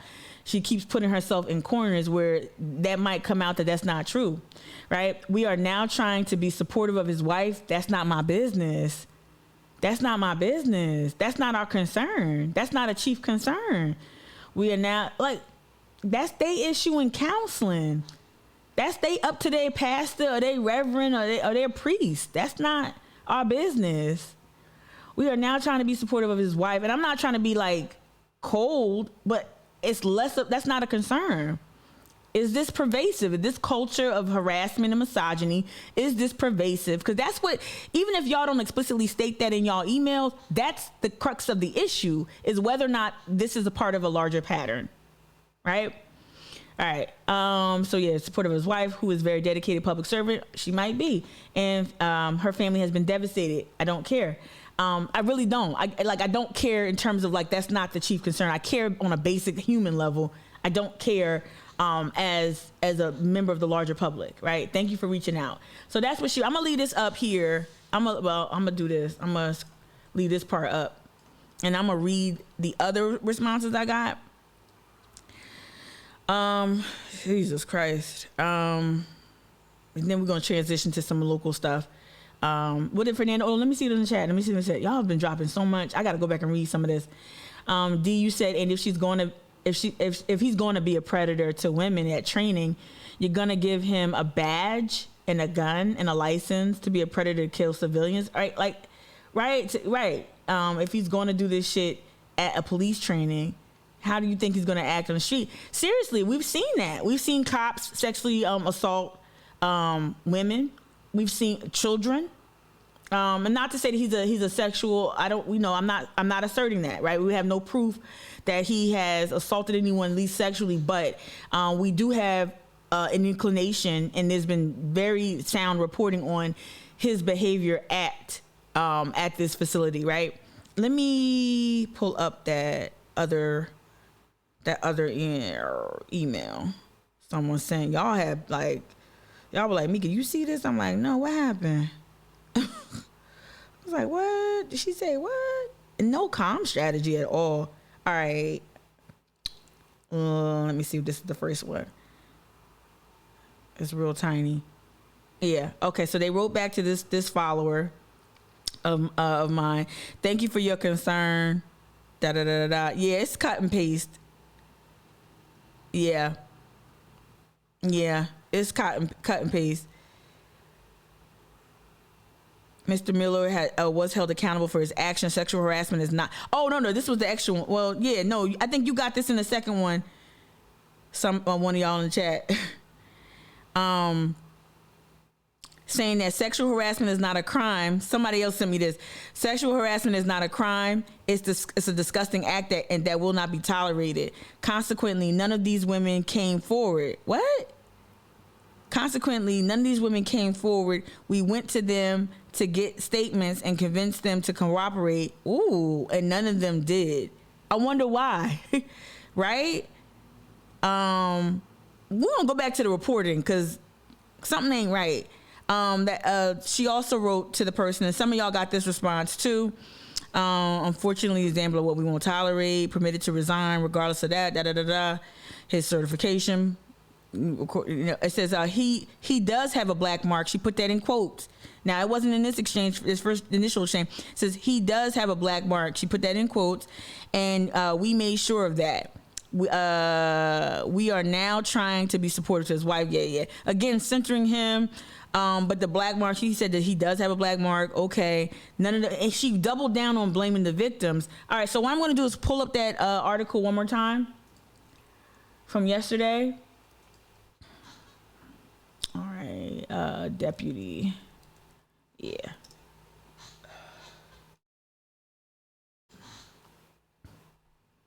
All right. So we're gonna look at this again because something ain't right. Because I could have sworn. Let me see. It was a second follow up to me. Okay, let me read this from D. Second follow up to you is I respect your opinion. However, this history in quotation marks was at a school out of state over 2-week period and was not reported by these women to us at all, to you at all. That hardly constitutes a history. I never made comments about him making a fresh start. You did in the memo. What do you mean? On your new start. Yes, you did. Yes, you did. Some of y'all even reached out to me. Was like, yo, do I got it confused? I'm like, no, you don't. Like, you had it right. Hold on. Let me see it. In the memo, it's at the beginning, right? No. Hold on. We got to reread this over again. Okay, let me see. But one woman, she said nobody reported this, right? She said, but one woman went so far as to call Low Country Crime Stoppers to report Miller's behavior, which first brought the allegations to the attention of the sheriff's office. So she's lying. She's saying it wasn't reported to them. So if whoever, I don't know what Crime Stoppers number is. I don't know how it works. I don't know how it works in conjunction with our county level law enforcement. But one woman went as far. It's dated September 24th. She called Crime Stoppers, right? Right? And then, where's the memo? Yeah, Sheriff Graziano granted the request the following day. And we're going to read it from the top. I just want to that point that D just dropped in the chat. I wish you and your family the best of luck on your new start. She wrote in a memo. So now you are an unabashed liar because you did wish, like, your memo, whether it was copy and pasted, this is what went out. Fernando, you just dropped in the chat. Thanks for sharing that. Wondering if the training was paid by, wonder who paid for the lodging. And like, on a real note, seriously, y'all, not y'all all, but maybe many of us in here in this community have been on a company retreat. And maybe some things got a little out of hand. I'm the chick that goes back to my room to watch Netflix, to try to rig up the TV to put my internet in, get my whole situation straight and watch SportsCenter or something if they don't have ESPN in the room. Like I'm usually when I see Ted from accounting acting up and having too many drinks and hitting on the hotel staff, I might say something in real time. But when I see stuff going off the rails, I'm out.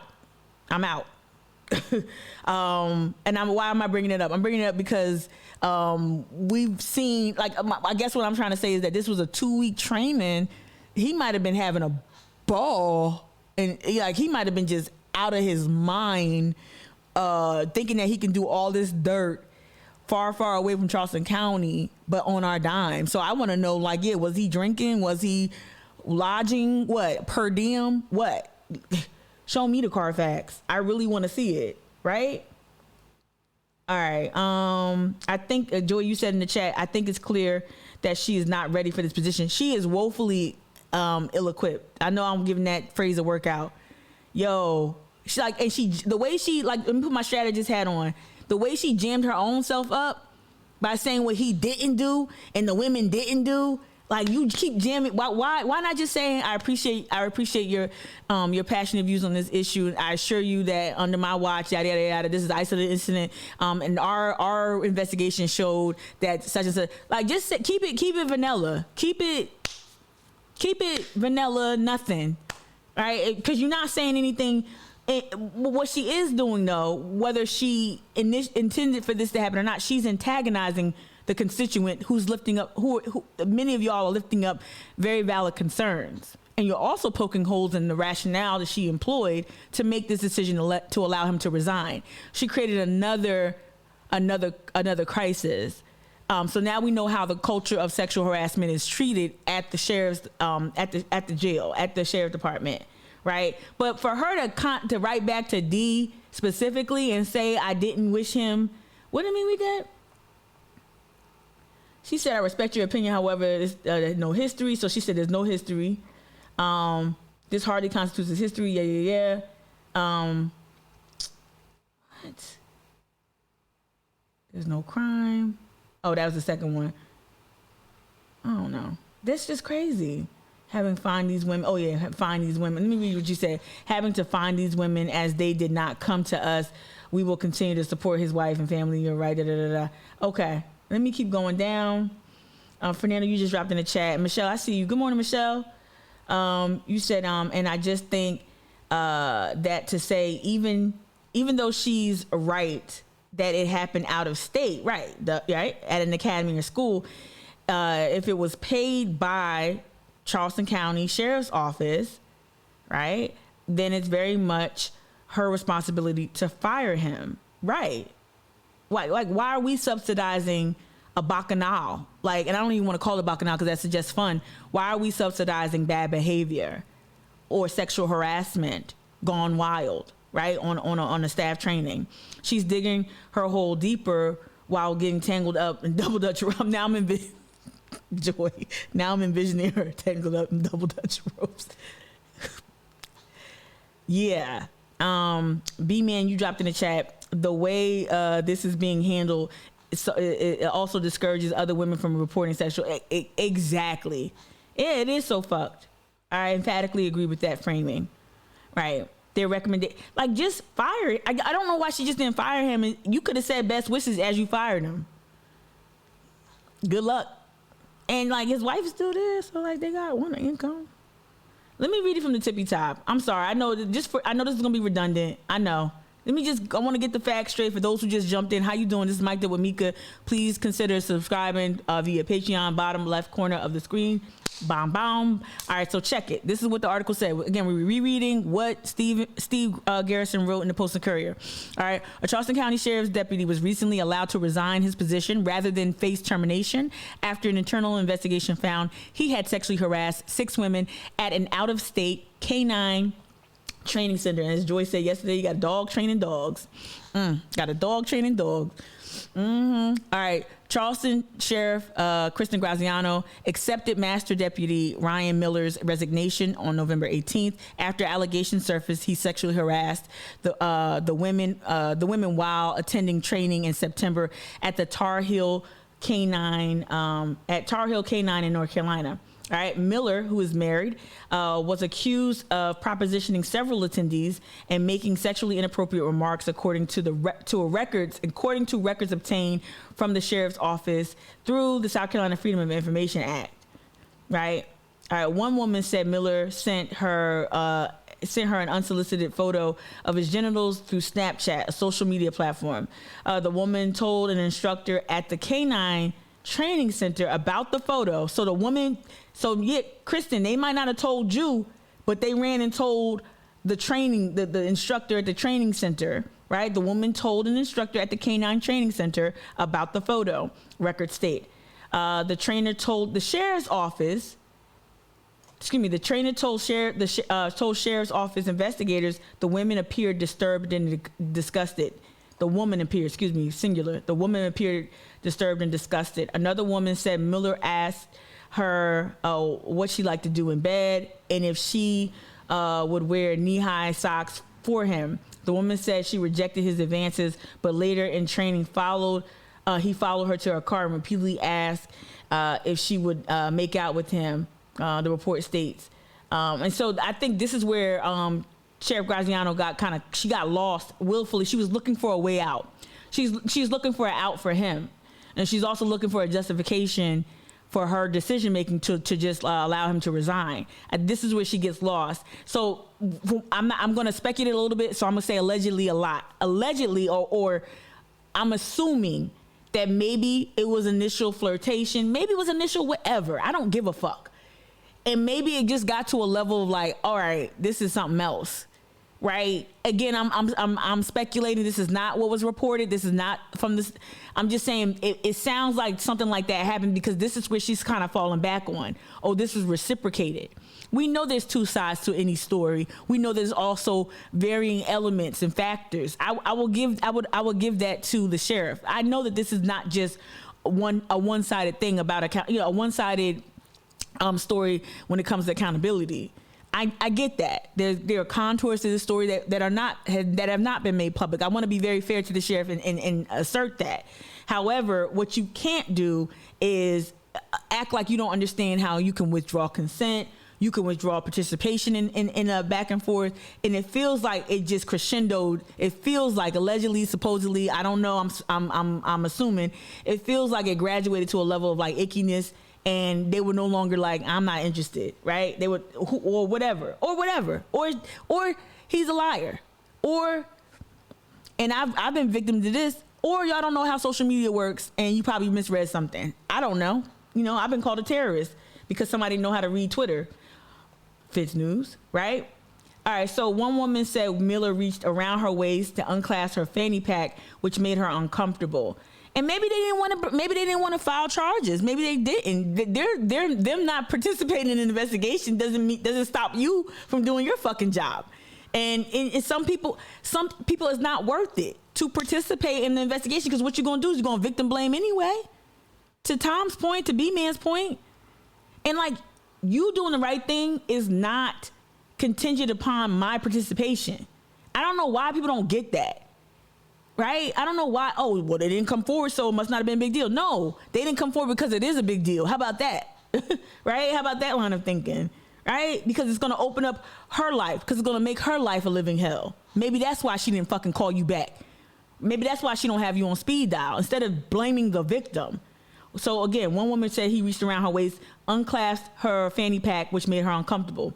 He later stood so close behind her while she was putting away a dog crate, almost causing her to bump into him when she stood up, the report states, right? And as somebody who's recorded many of the incident reports, this seems pretty like what was gathered in the investigation is leading me to think there was some malfeasance here, hence his departure from the sheriff's office. Miller claimed in an interview with internal affairs investigators that his interactions with the women were well received and reciprocated. And now we know from the responses from the sheriff that she believed him, right? Well received. So they liked the dick pics. They liked him unclasping the fanny pack. They liked him, all of that. They loved it. And she was like, oh, I could see that. I'm being sarcastic. But one woman went as so far as to call the Crime Stoppers. We already read that, right? September 24th. So somebody didn't like it. So I don't know. When a guy is courting me, or when I'm feeling the dude, whether it's courtship or something else, I don't call Crime Stoppers after it if I'm really feeling them. Like I really like him. And usually women don't break up with Crime Stop. We don't break up using Crime Stoppers. Like usually we just ghost you, block you. That's it. I make these niggas Black History facts real quick. Like, okay, Black History, bye. All right. This is how he's representing your department while in North Carolina, which is something I'm sure the department is paying for. To Fernando's point. Okay. Let me read this again. This is how he's representing your department while in North Carolina, which is something I'm sure the department is paying for. The woman said. Okay. Every new girl that steps foot on Tar Heel property is told to stay far away from him. Huh. To Fernando's point, who's paying for this shit? Sounds like we're paying for it, right? An internal investigation by the department's Office of Professional Standards determined Miller's behavior violated the department's officer conduct policy and recommended his termination. Recommended his termination.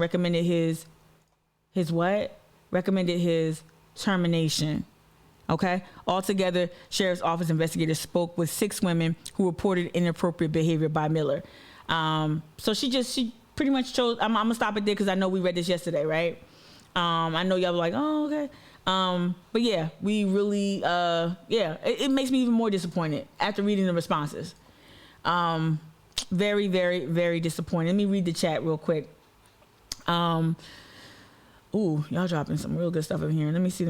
She's digging stuff in the hole. Yup, B-man. Yup, so fucked. Nicole, their recommendation was to fire him, as I just read.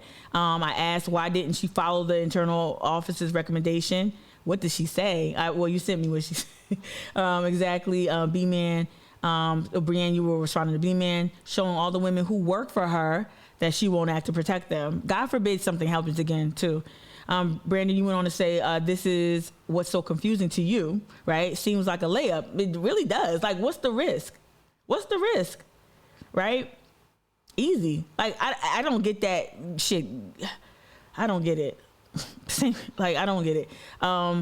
Right. Didn't get an exact response. You didn't get a response to that. At the point where multiple people are saying this, or that the facility's leader is saying, we tell people to stay away from him. We tell people to stay far away from him. We tell the girls, we tell every new girl that steps foot on this property to stay far away from him. I don't know. That sounds like a red flag, dog. That feel like a red flag. I guess it's not sound like it. Feels like red flag. Feels like a red flag, right? Confused. Just for the basics over how much time did these things? 2 weeks. A 2-week training period. Yeah, you already got it, Nicole. D, you said, let me see. I jumped ahead a little bit. D, you said, got the sense that the wife was asking for him not to be fired. I do believe that. I'm led to believe. Let me say that. Definitely, she kept bringing up the wife, and supporting the wife, and the wife got babies, and all that. I think there was some lobbying, so they don't lose too much in this, but that's not the primary concern. And you're just like, when I was terminated, I had to figure it out. Whether, hey, was I going to do this? Was I going to do that? I had to figure it out. The onus wasn't on anybody else but me. I couldn't go to my mom and my daddy. I had to figure it out. Your man's going to have to figure it out, right? Right. I think, Nicole, you put in the chat, I think that it's known but not investigated until the Crime Stoppers Crime Stoppers were called. Yeah, exactly that, right? So other training sessions too, probably El J. Sounds like it. If she has to, she said she tells new girls, so maybe he was there before, right? And maybe she didn't take too kindly to someone saying this is how he's representing your department. She probably didn't like that, right? Yeah. Believe women, period. Stop. Full stop. Believe women. Okay. Yeah, I was gonna pull up videos, but we y'all nailed it in the chat, and I'm proud of y'all. I'm so happy to be in community with people who don't hedge and don't feel the need to condition this. And of course, we want to, we want to hear the full story, get all the details to arrive at a sound conclusion about certain things, right? But we also want to start impressing the importance of believing victims of sexual assault. We have to start creating a culture where people who are victims of other people, whether it's sexual misconduct, harassment, assault, we've got to start conditioning people to believe the victims, to center them. You can center the victim, and guess what, y'all? Guess what? You can center the victim and find out the truth at the same time. They're not mutually exclusive. Finding the truth and supporting someone who alleges a crime, you can do both. And if the facts come out and that person was less than truthful, then you can deal with it. But what do you risk by coming out in full support of the victim? Because 9 times out of 10, they ain't lying. They ain't lying. Stop with this whole, well, shoot, I'm a black woman.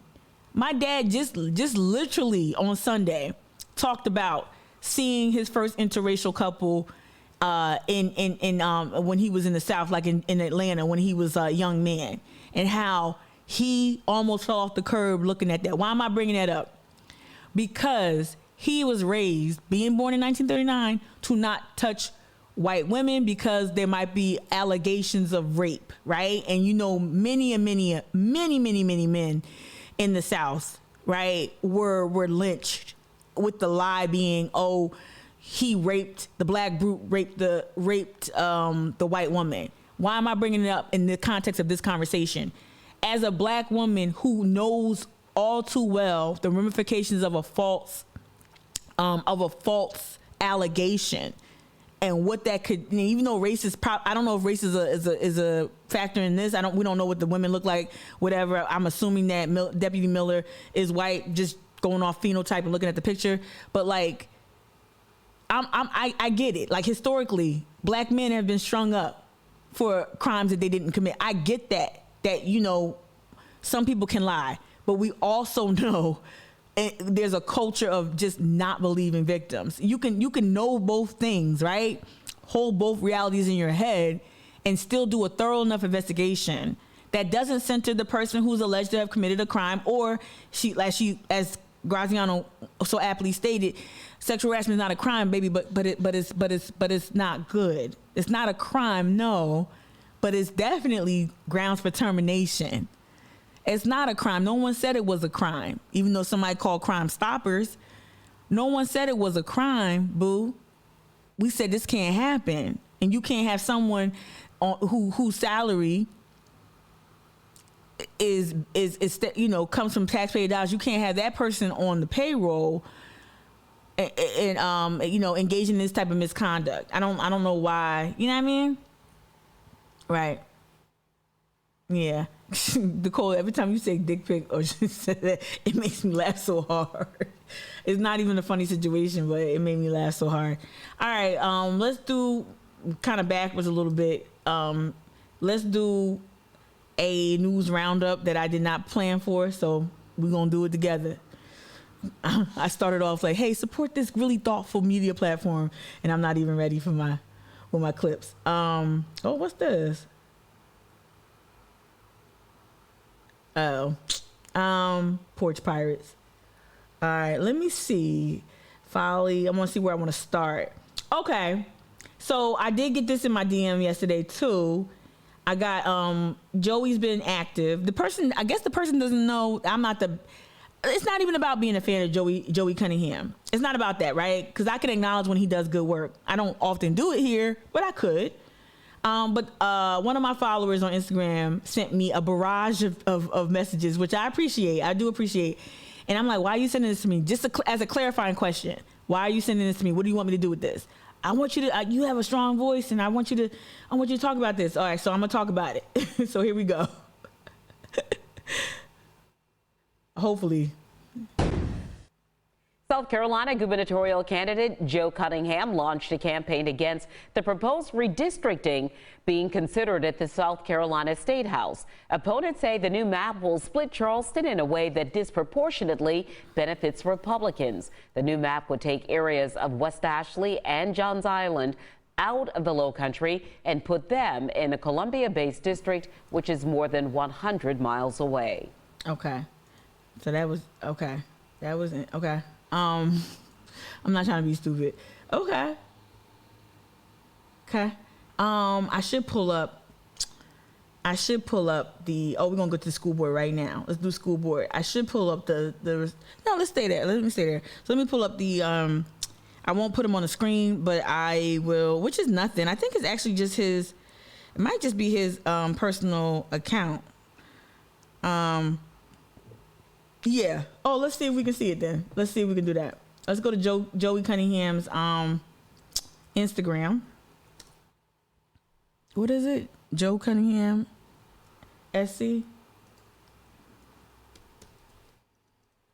Joe's from Kentucky. Did he make a comment about the tornadoes? I'm sure he did. Oop. Okay. So it was in the story. It looked like it was in the stories. Let's see if they still there. Yeah, they're here. Okay. So he launched a campaign. Somebody sending me stuff? He launched a campaign. And he's outlining, I'm trying to read the captions. It's kind of, I know y'all can't see it.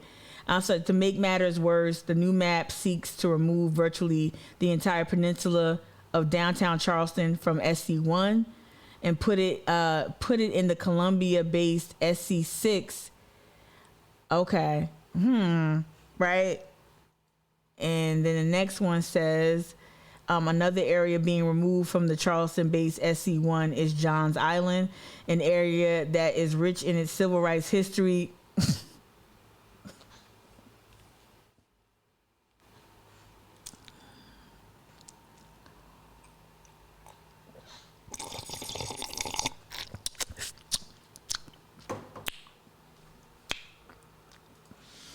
Okay, next story, please. All right.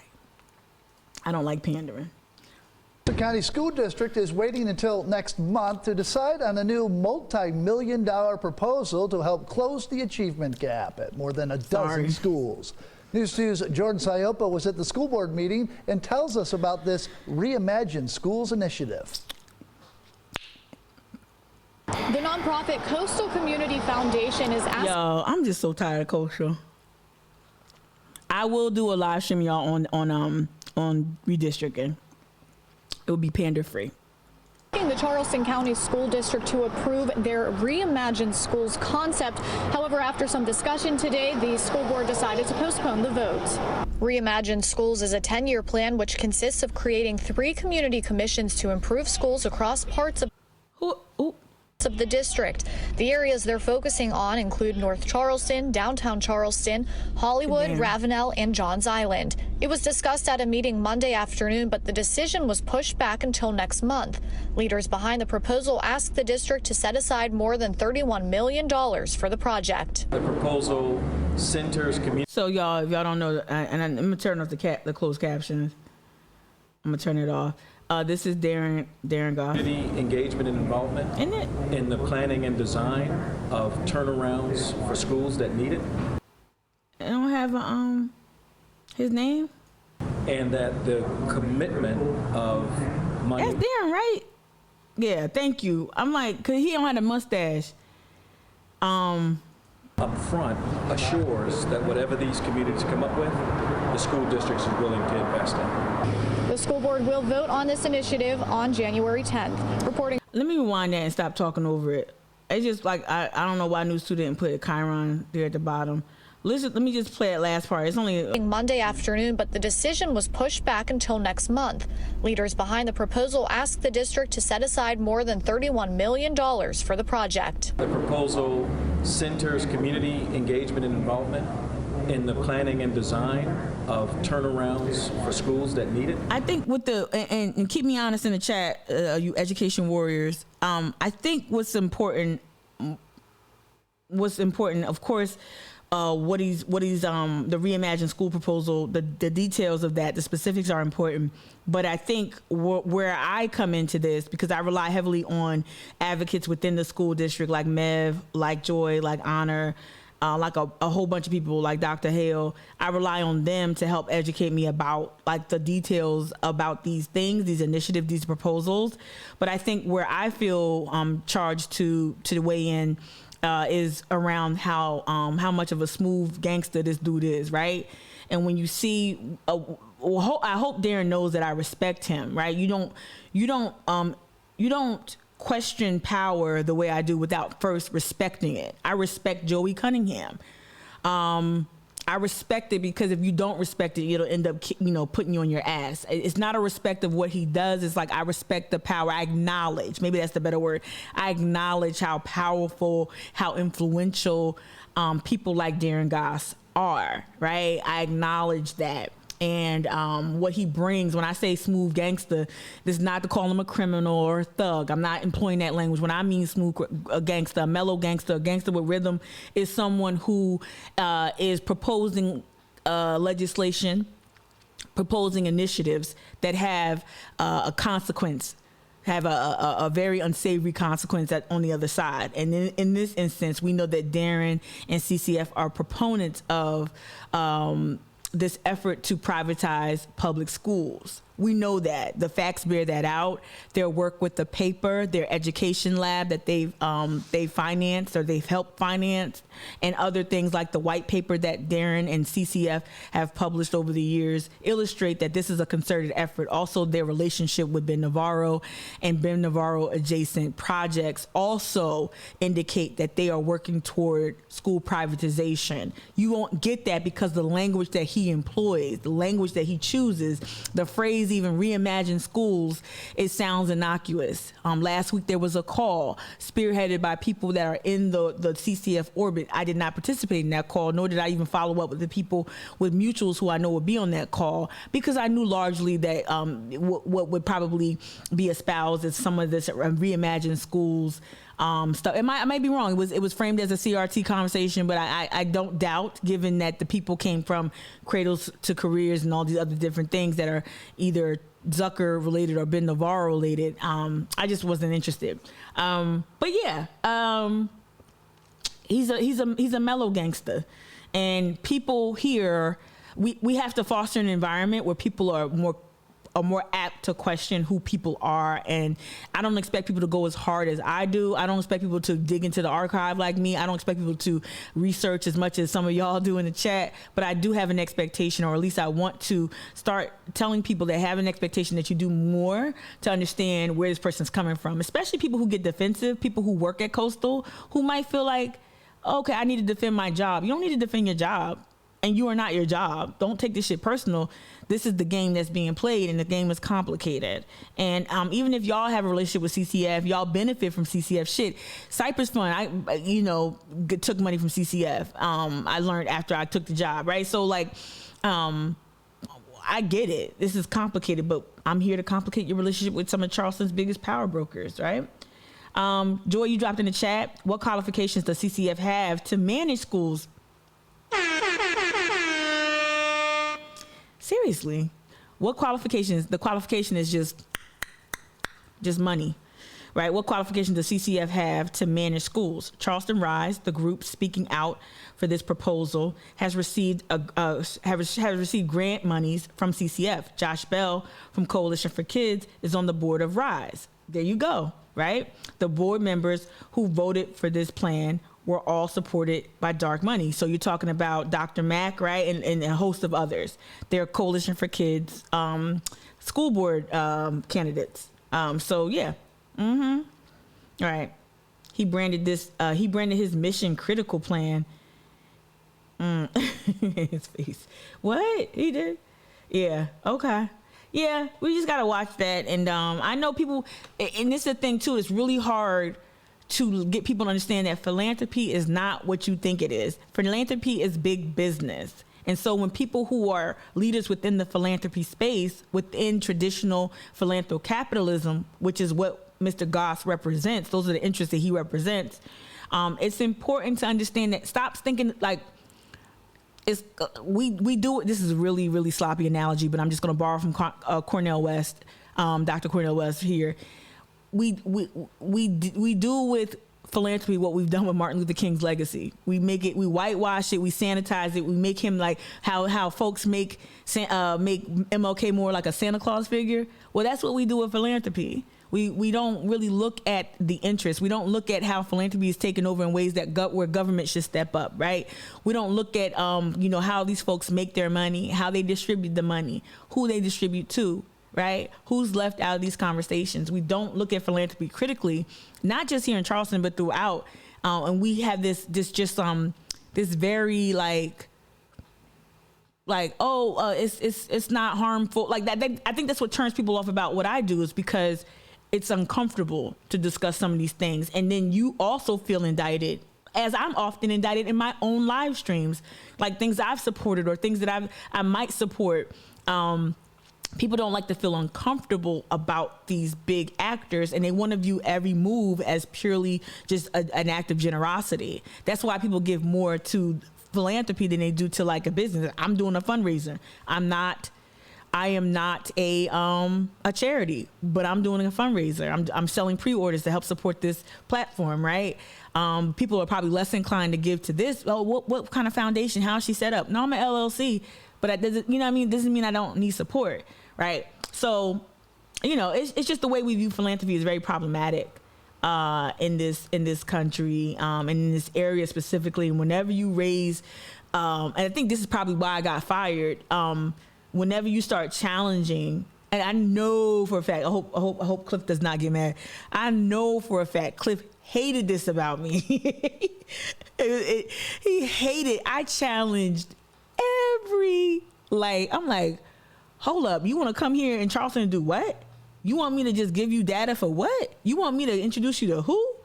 Like, I was very leery of these other like behemoth organizations that wanted to descend on Charleston's black population for photo ops and whatnot. And I know that got under, I know that might have maybe not got under his skin, but definitely didn't jive well with Black Voters Matter.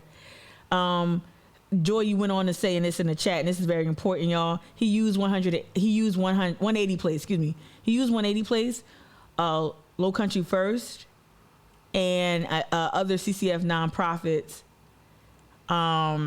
to show how important they are. I'm interested in how important they are. I'm interested in public schools, not their brand name. Absolutely. Show me research. Joy, you went on to say in the chat, you said, show me research. Show me qualifications. Show me that you give a single shit about what is best for our students and educators. Now listen, that's called motherfucking bars.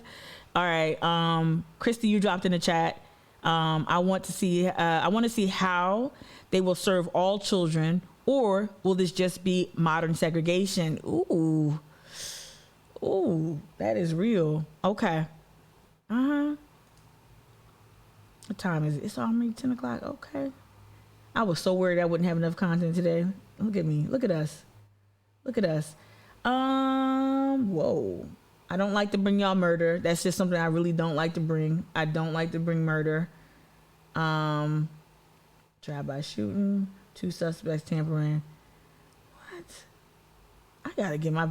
the Murdaugh getting 7 million... Let me just play this. Developing news, a $7 million bond set for former prominent South Carolina attorney. Is there any still with us in the chat? Any? That's y'all call. So Murdaugh got his bond set, Murdoch, whatever, got his bond set for $7 million for state grand jury charges. Anybody weigh in on this intelligently? This is really... I don't really care about this man, and I do care about the victims. It just gets worse and worse and worse and worse. It's like it never ends.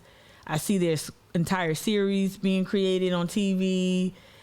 I literally want to just wait for that and just laugh at that.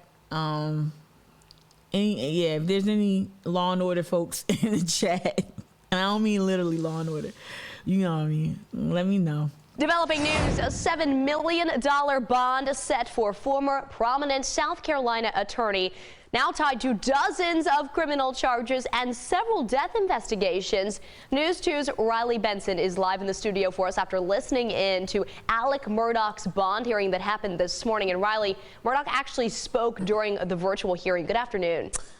And it's the first time we've actually heard from Alec Murdaugh address the court at length since his criminal proceedings have begun. Murdaugh says he's better than he's ever been, and while he wants to repair as much of the damage he's caused as possible.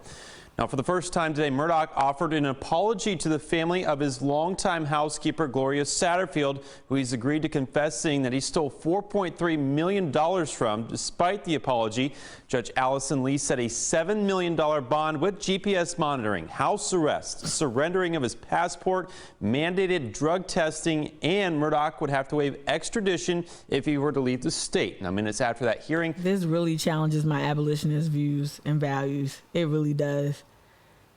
It really does, because I don't think anybody should be in jail and whatnot, blah, blah, blah, blah. But that's a lot of resources. And thank you, Joy. I know we transitioned awkwardly from that story, from the education story. But you're right. We're already segregated in terms of the school story. We're already segregated. This will further the problem. It wasn't in the written proposal. Not much was. Oh, really? But he talked about the Meeting Street schools. He did. Right. And that's not even proven to be an effective model, but they keep foisting it up. I spoke with attorney Ronnie Richter. He represents the estate of the Satterfield family for his reaction to that $7 million bond. We have to defer to the state on this, and we have to entrust it to the court. We're not criminal lawyers. That's not our function in this case. Although PR sounds ridiculous, a financial bond was appropriate, and we entrust that matter to Judge Lee. So if she felt $7 million was the right number, given all the circumstances, then that's the right number. Now, Murdaugh's attorneys Dick Harpootlian appearing very frustrated with this ruling and asked the judge to reconsider that bond, claiming Murdaugh can't afford $7 million bond. Why not? We'll have more reaction coming up later today on News 2 at 4. How you fumble a whole like damn near 100-year bag? How you fumble that whole, your bootlegging ass great granddaddy? How you fumble that whole ass bag? Was it granddaddy or great granddaddy? Great granddaddy? Which one was the bootleg? I can't remember my own research. How you fumble that whole ass bag? I did want to get to the whole King Street business situation. Let me see.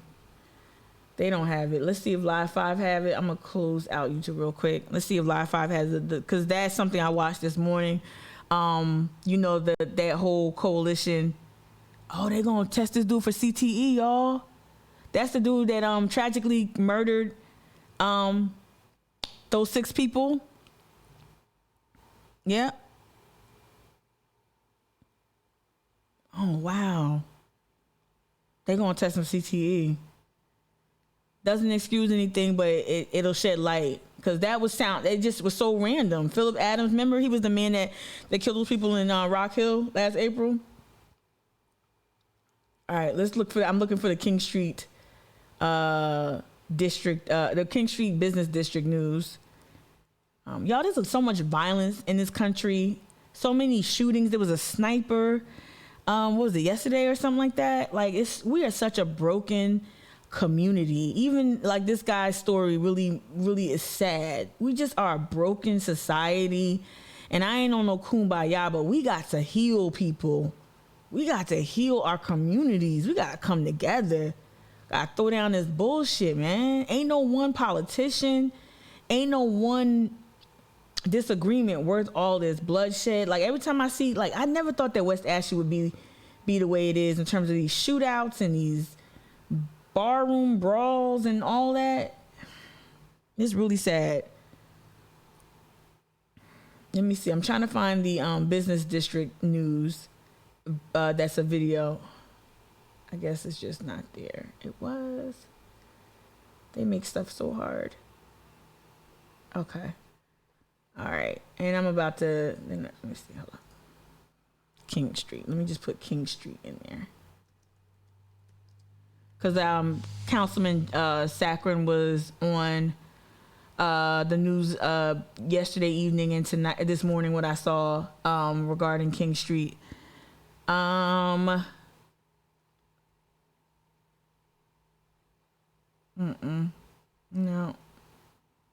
I don't know where it's at. Okay. Let's one thing I did want to cover too is this story. I tweeted this out this morning. This story regarding Boeing. I'm gonna open up YouTube and see if WLTX has a story on this Boeing, because I saw this also on Live 5 News, and then I went to go check out the reporting. The Seattle Times covered it very well. Let's see. Let me go back to WLTX just to see if they got the Boeing story. Probably not. Let me see. Oh, shit, I didn't mean to do that.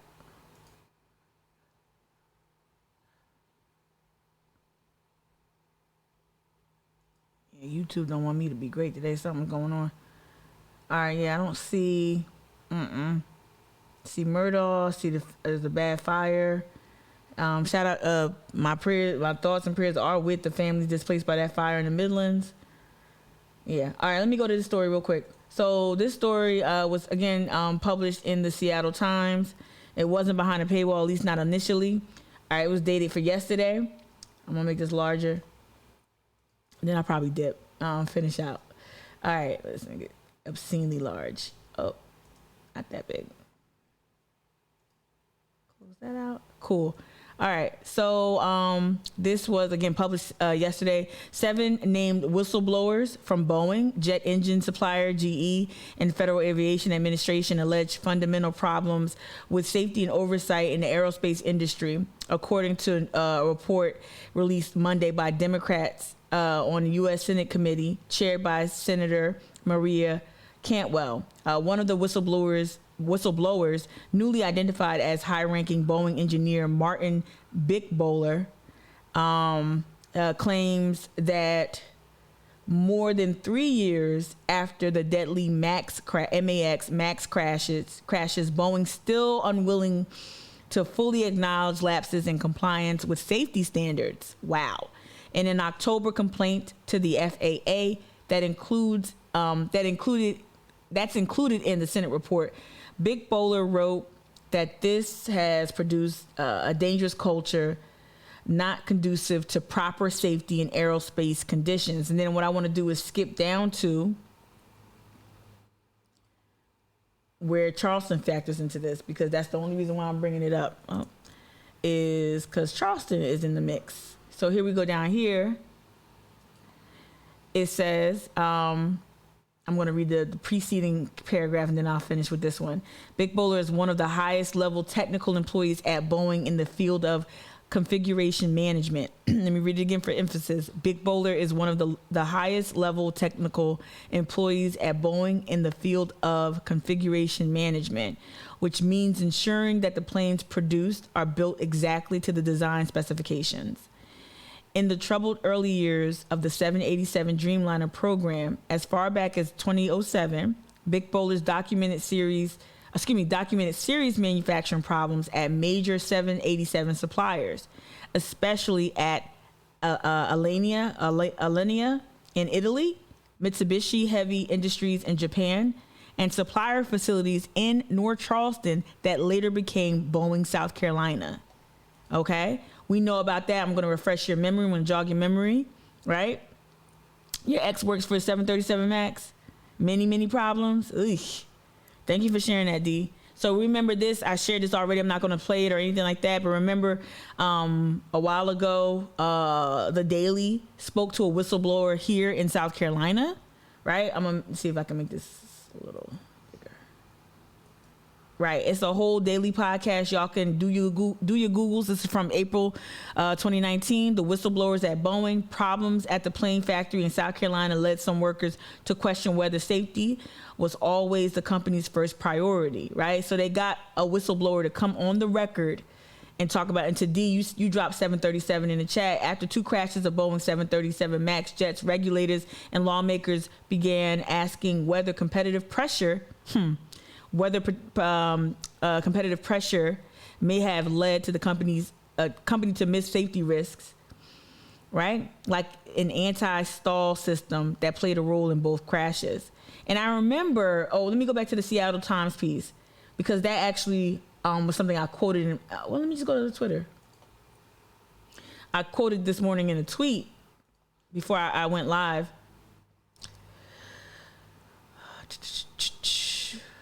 I quoted a line that was like, yikes to me. And it spoke to just with that opening sentence or paragraphs, it spoke to me with that, right? So, yeah, as far back, I already quoted that. As far back as 2007, right? There have been problems. North Charleston is one of those places, right? And then I went under here and I wrote this. This is a quote from the piece from the Seattle Times. The FAA has lost our world leadership role in aviation due to a safety culture now driven by political forces that take the side of industries. So that was one contributor to the piece. That's one thing they said. The FAA has lost our world leadership role in aviation due to the safety culture now driven by political forces. And you think about how many times Trump made Boeing in Charleston the backdrop, being in a hangar in North Charleston at Boeing, right? Think about all those times we've seen that. And that's just one instance, but I think it's a larger, when they say political forces, they don't mean partisan. But I can't help but think about Nikki Haley wooing Boeing. I can't help but think about the Summies and their influence over on the aviation board, right? He was gifted that position, $250,000 in salary that doesn't include perks. All of this plays into certain decision making and also I can't forget Qatar, right? Qatar said they came here because Boeing was your Boeing culture's so dope. And off rip, I was like, that don't make no sense because 2 fucking planes fell out the sky. I don't know what you're talking about. Like, hold up. I'm like, hey, there was a whole New York Times story, Qatar, about how our facilities ain't really, we cutting corners.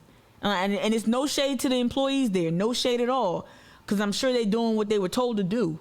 I'm like, when Qatar is like, oh, we chose this place because they're a leader in aeronautics. How the hell, we just got Boeing. Boeing just got here. They ain't even take their coat off yet. Like, what are you talking about? We ain't got this. We ain't Illinois. We ain't Seattle. We ain't Washington. Places that have this long history of aviation history. So when Qatar's coming out saying we chose Charleston, no, you chose Charleston because our labor rules is trash. And shade, no shade, but we know what's going on with the World Cup over in Qatar.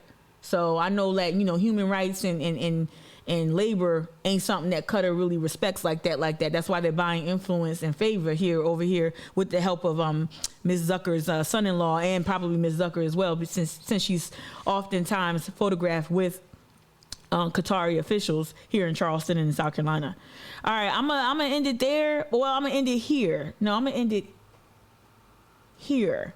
Again, please consider supporting this platform. And look, some of y'all do a lot already. Some of y'all, for real, y'all be keeping me fed. Y'all be keeping me hydrated, lubricated. And I don't mean that in a nasty way. But y'all be keeping me like straight. Like y'all just be like, I'm fine. Like everything be straight. Like I'm enjoying wine. I'm enjoying cards. I'm enjoying support, the subscriptions, all of that, right? I appreciate that. So maybe if you don't feel compelled to give or buy anything, please consider sharing the fundraiser. The newsletter is a great start, and I'm going to continue to talk about that. This is going to be a 2-week fundraiser, y'all. So there'll be more developments, more information. I'm getting into the final stages of the book club planning, convening, which has nothing to do with this directly, but a lot of the support will help me show up in that space as well. But there's more coming. So please consider going to charlestonactivistnetwork.com, click on the more tab, click on the fundraiser tab that comes up after that. And tell a friend to tell a friend. For real, tell people about this live stream. The more eyes on, the better. I'm trying to get to 75 concurrent viewers. I'm right now at the mid-20s, the low to mid-20s, which is I'm super grateful for. But this work is nothing if it doesn't get amplified. And I really appreciate any support you can offer up. Make sure you subscribe to the newsletter. It doesn't go out every day, but it goes out often enough to get y'all caught up. But remember, you can also go to YouTube. I know I'm plugging a lot, y'all, because I don't plug right. Y'all telling me I don't plug enough. You can go to YouTube, the Charleston Activist Network channel. I changed it. I took my name off of it finally. You can go to Charleston Activist Network on YouTube to catch up on all of the all of the previous live stream for the most part. There's a couple that I'm like, I ain't putting that up. I ain't like it. But for the most part, I do like 99%. I do post them by the end of the day. So hopefully that'll happen here today. So you can catch up on all the content. So people are like, well, what does she do? What does she do? Does she help people go out and vote? Like, well, she used to do that, you know? I think tomorrow is where I'm going to do a little memory lane. So if you are talking to someone about supporting this work, buying a t-shirt, buying a hoodie, I'm going to show you some of the work that I'm most proudest of. But we're going to talk about probably education tomorrow as well. Hopefully Brandon will drop by the live stream this week too before the week's out. So that's going to be another show. But if people don't understand what I do, you just point them to YouTube, right? Tell them to just kind of like they can skim the content. They don't have to watch 2.5 hours of content a day if they don't want to. But it's a morning live stream that's committed to helping with media literacy, advancing an activist message, and more importantly, I'm working to dismantle all oppressive systems and enlisting your help in dismantling oppressive systems here in the Low Country and in the South in general. All right, that's my spiel. I appreciate y'all. I really, really appreciate y'all, how y'all showed up. I have a great hair day. My skin looks like glass because I got some new serums. I feel good. Yeah, it's a really good hair day. Stiff wear. Ooh. All right. Yeah, more tomorrow. I appreciate y'all. Thank you for all the love and all the subs. All right. Thank you, Fernando. All right, Brandon, your turn. You up. Bye.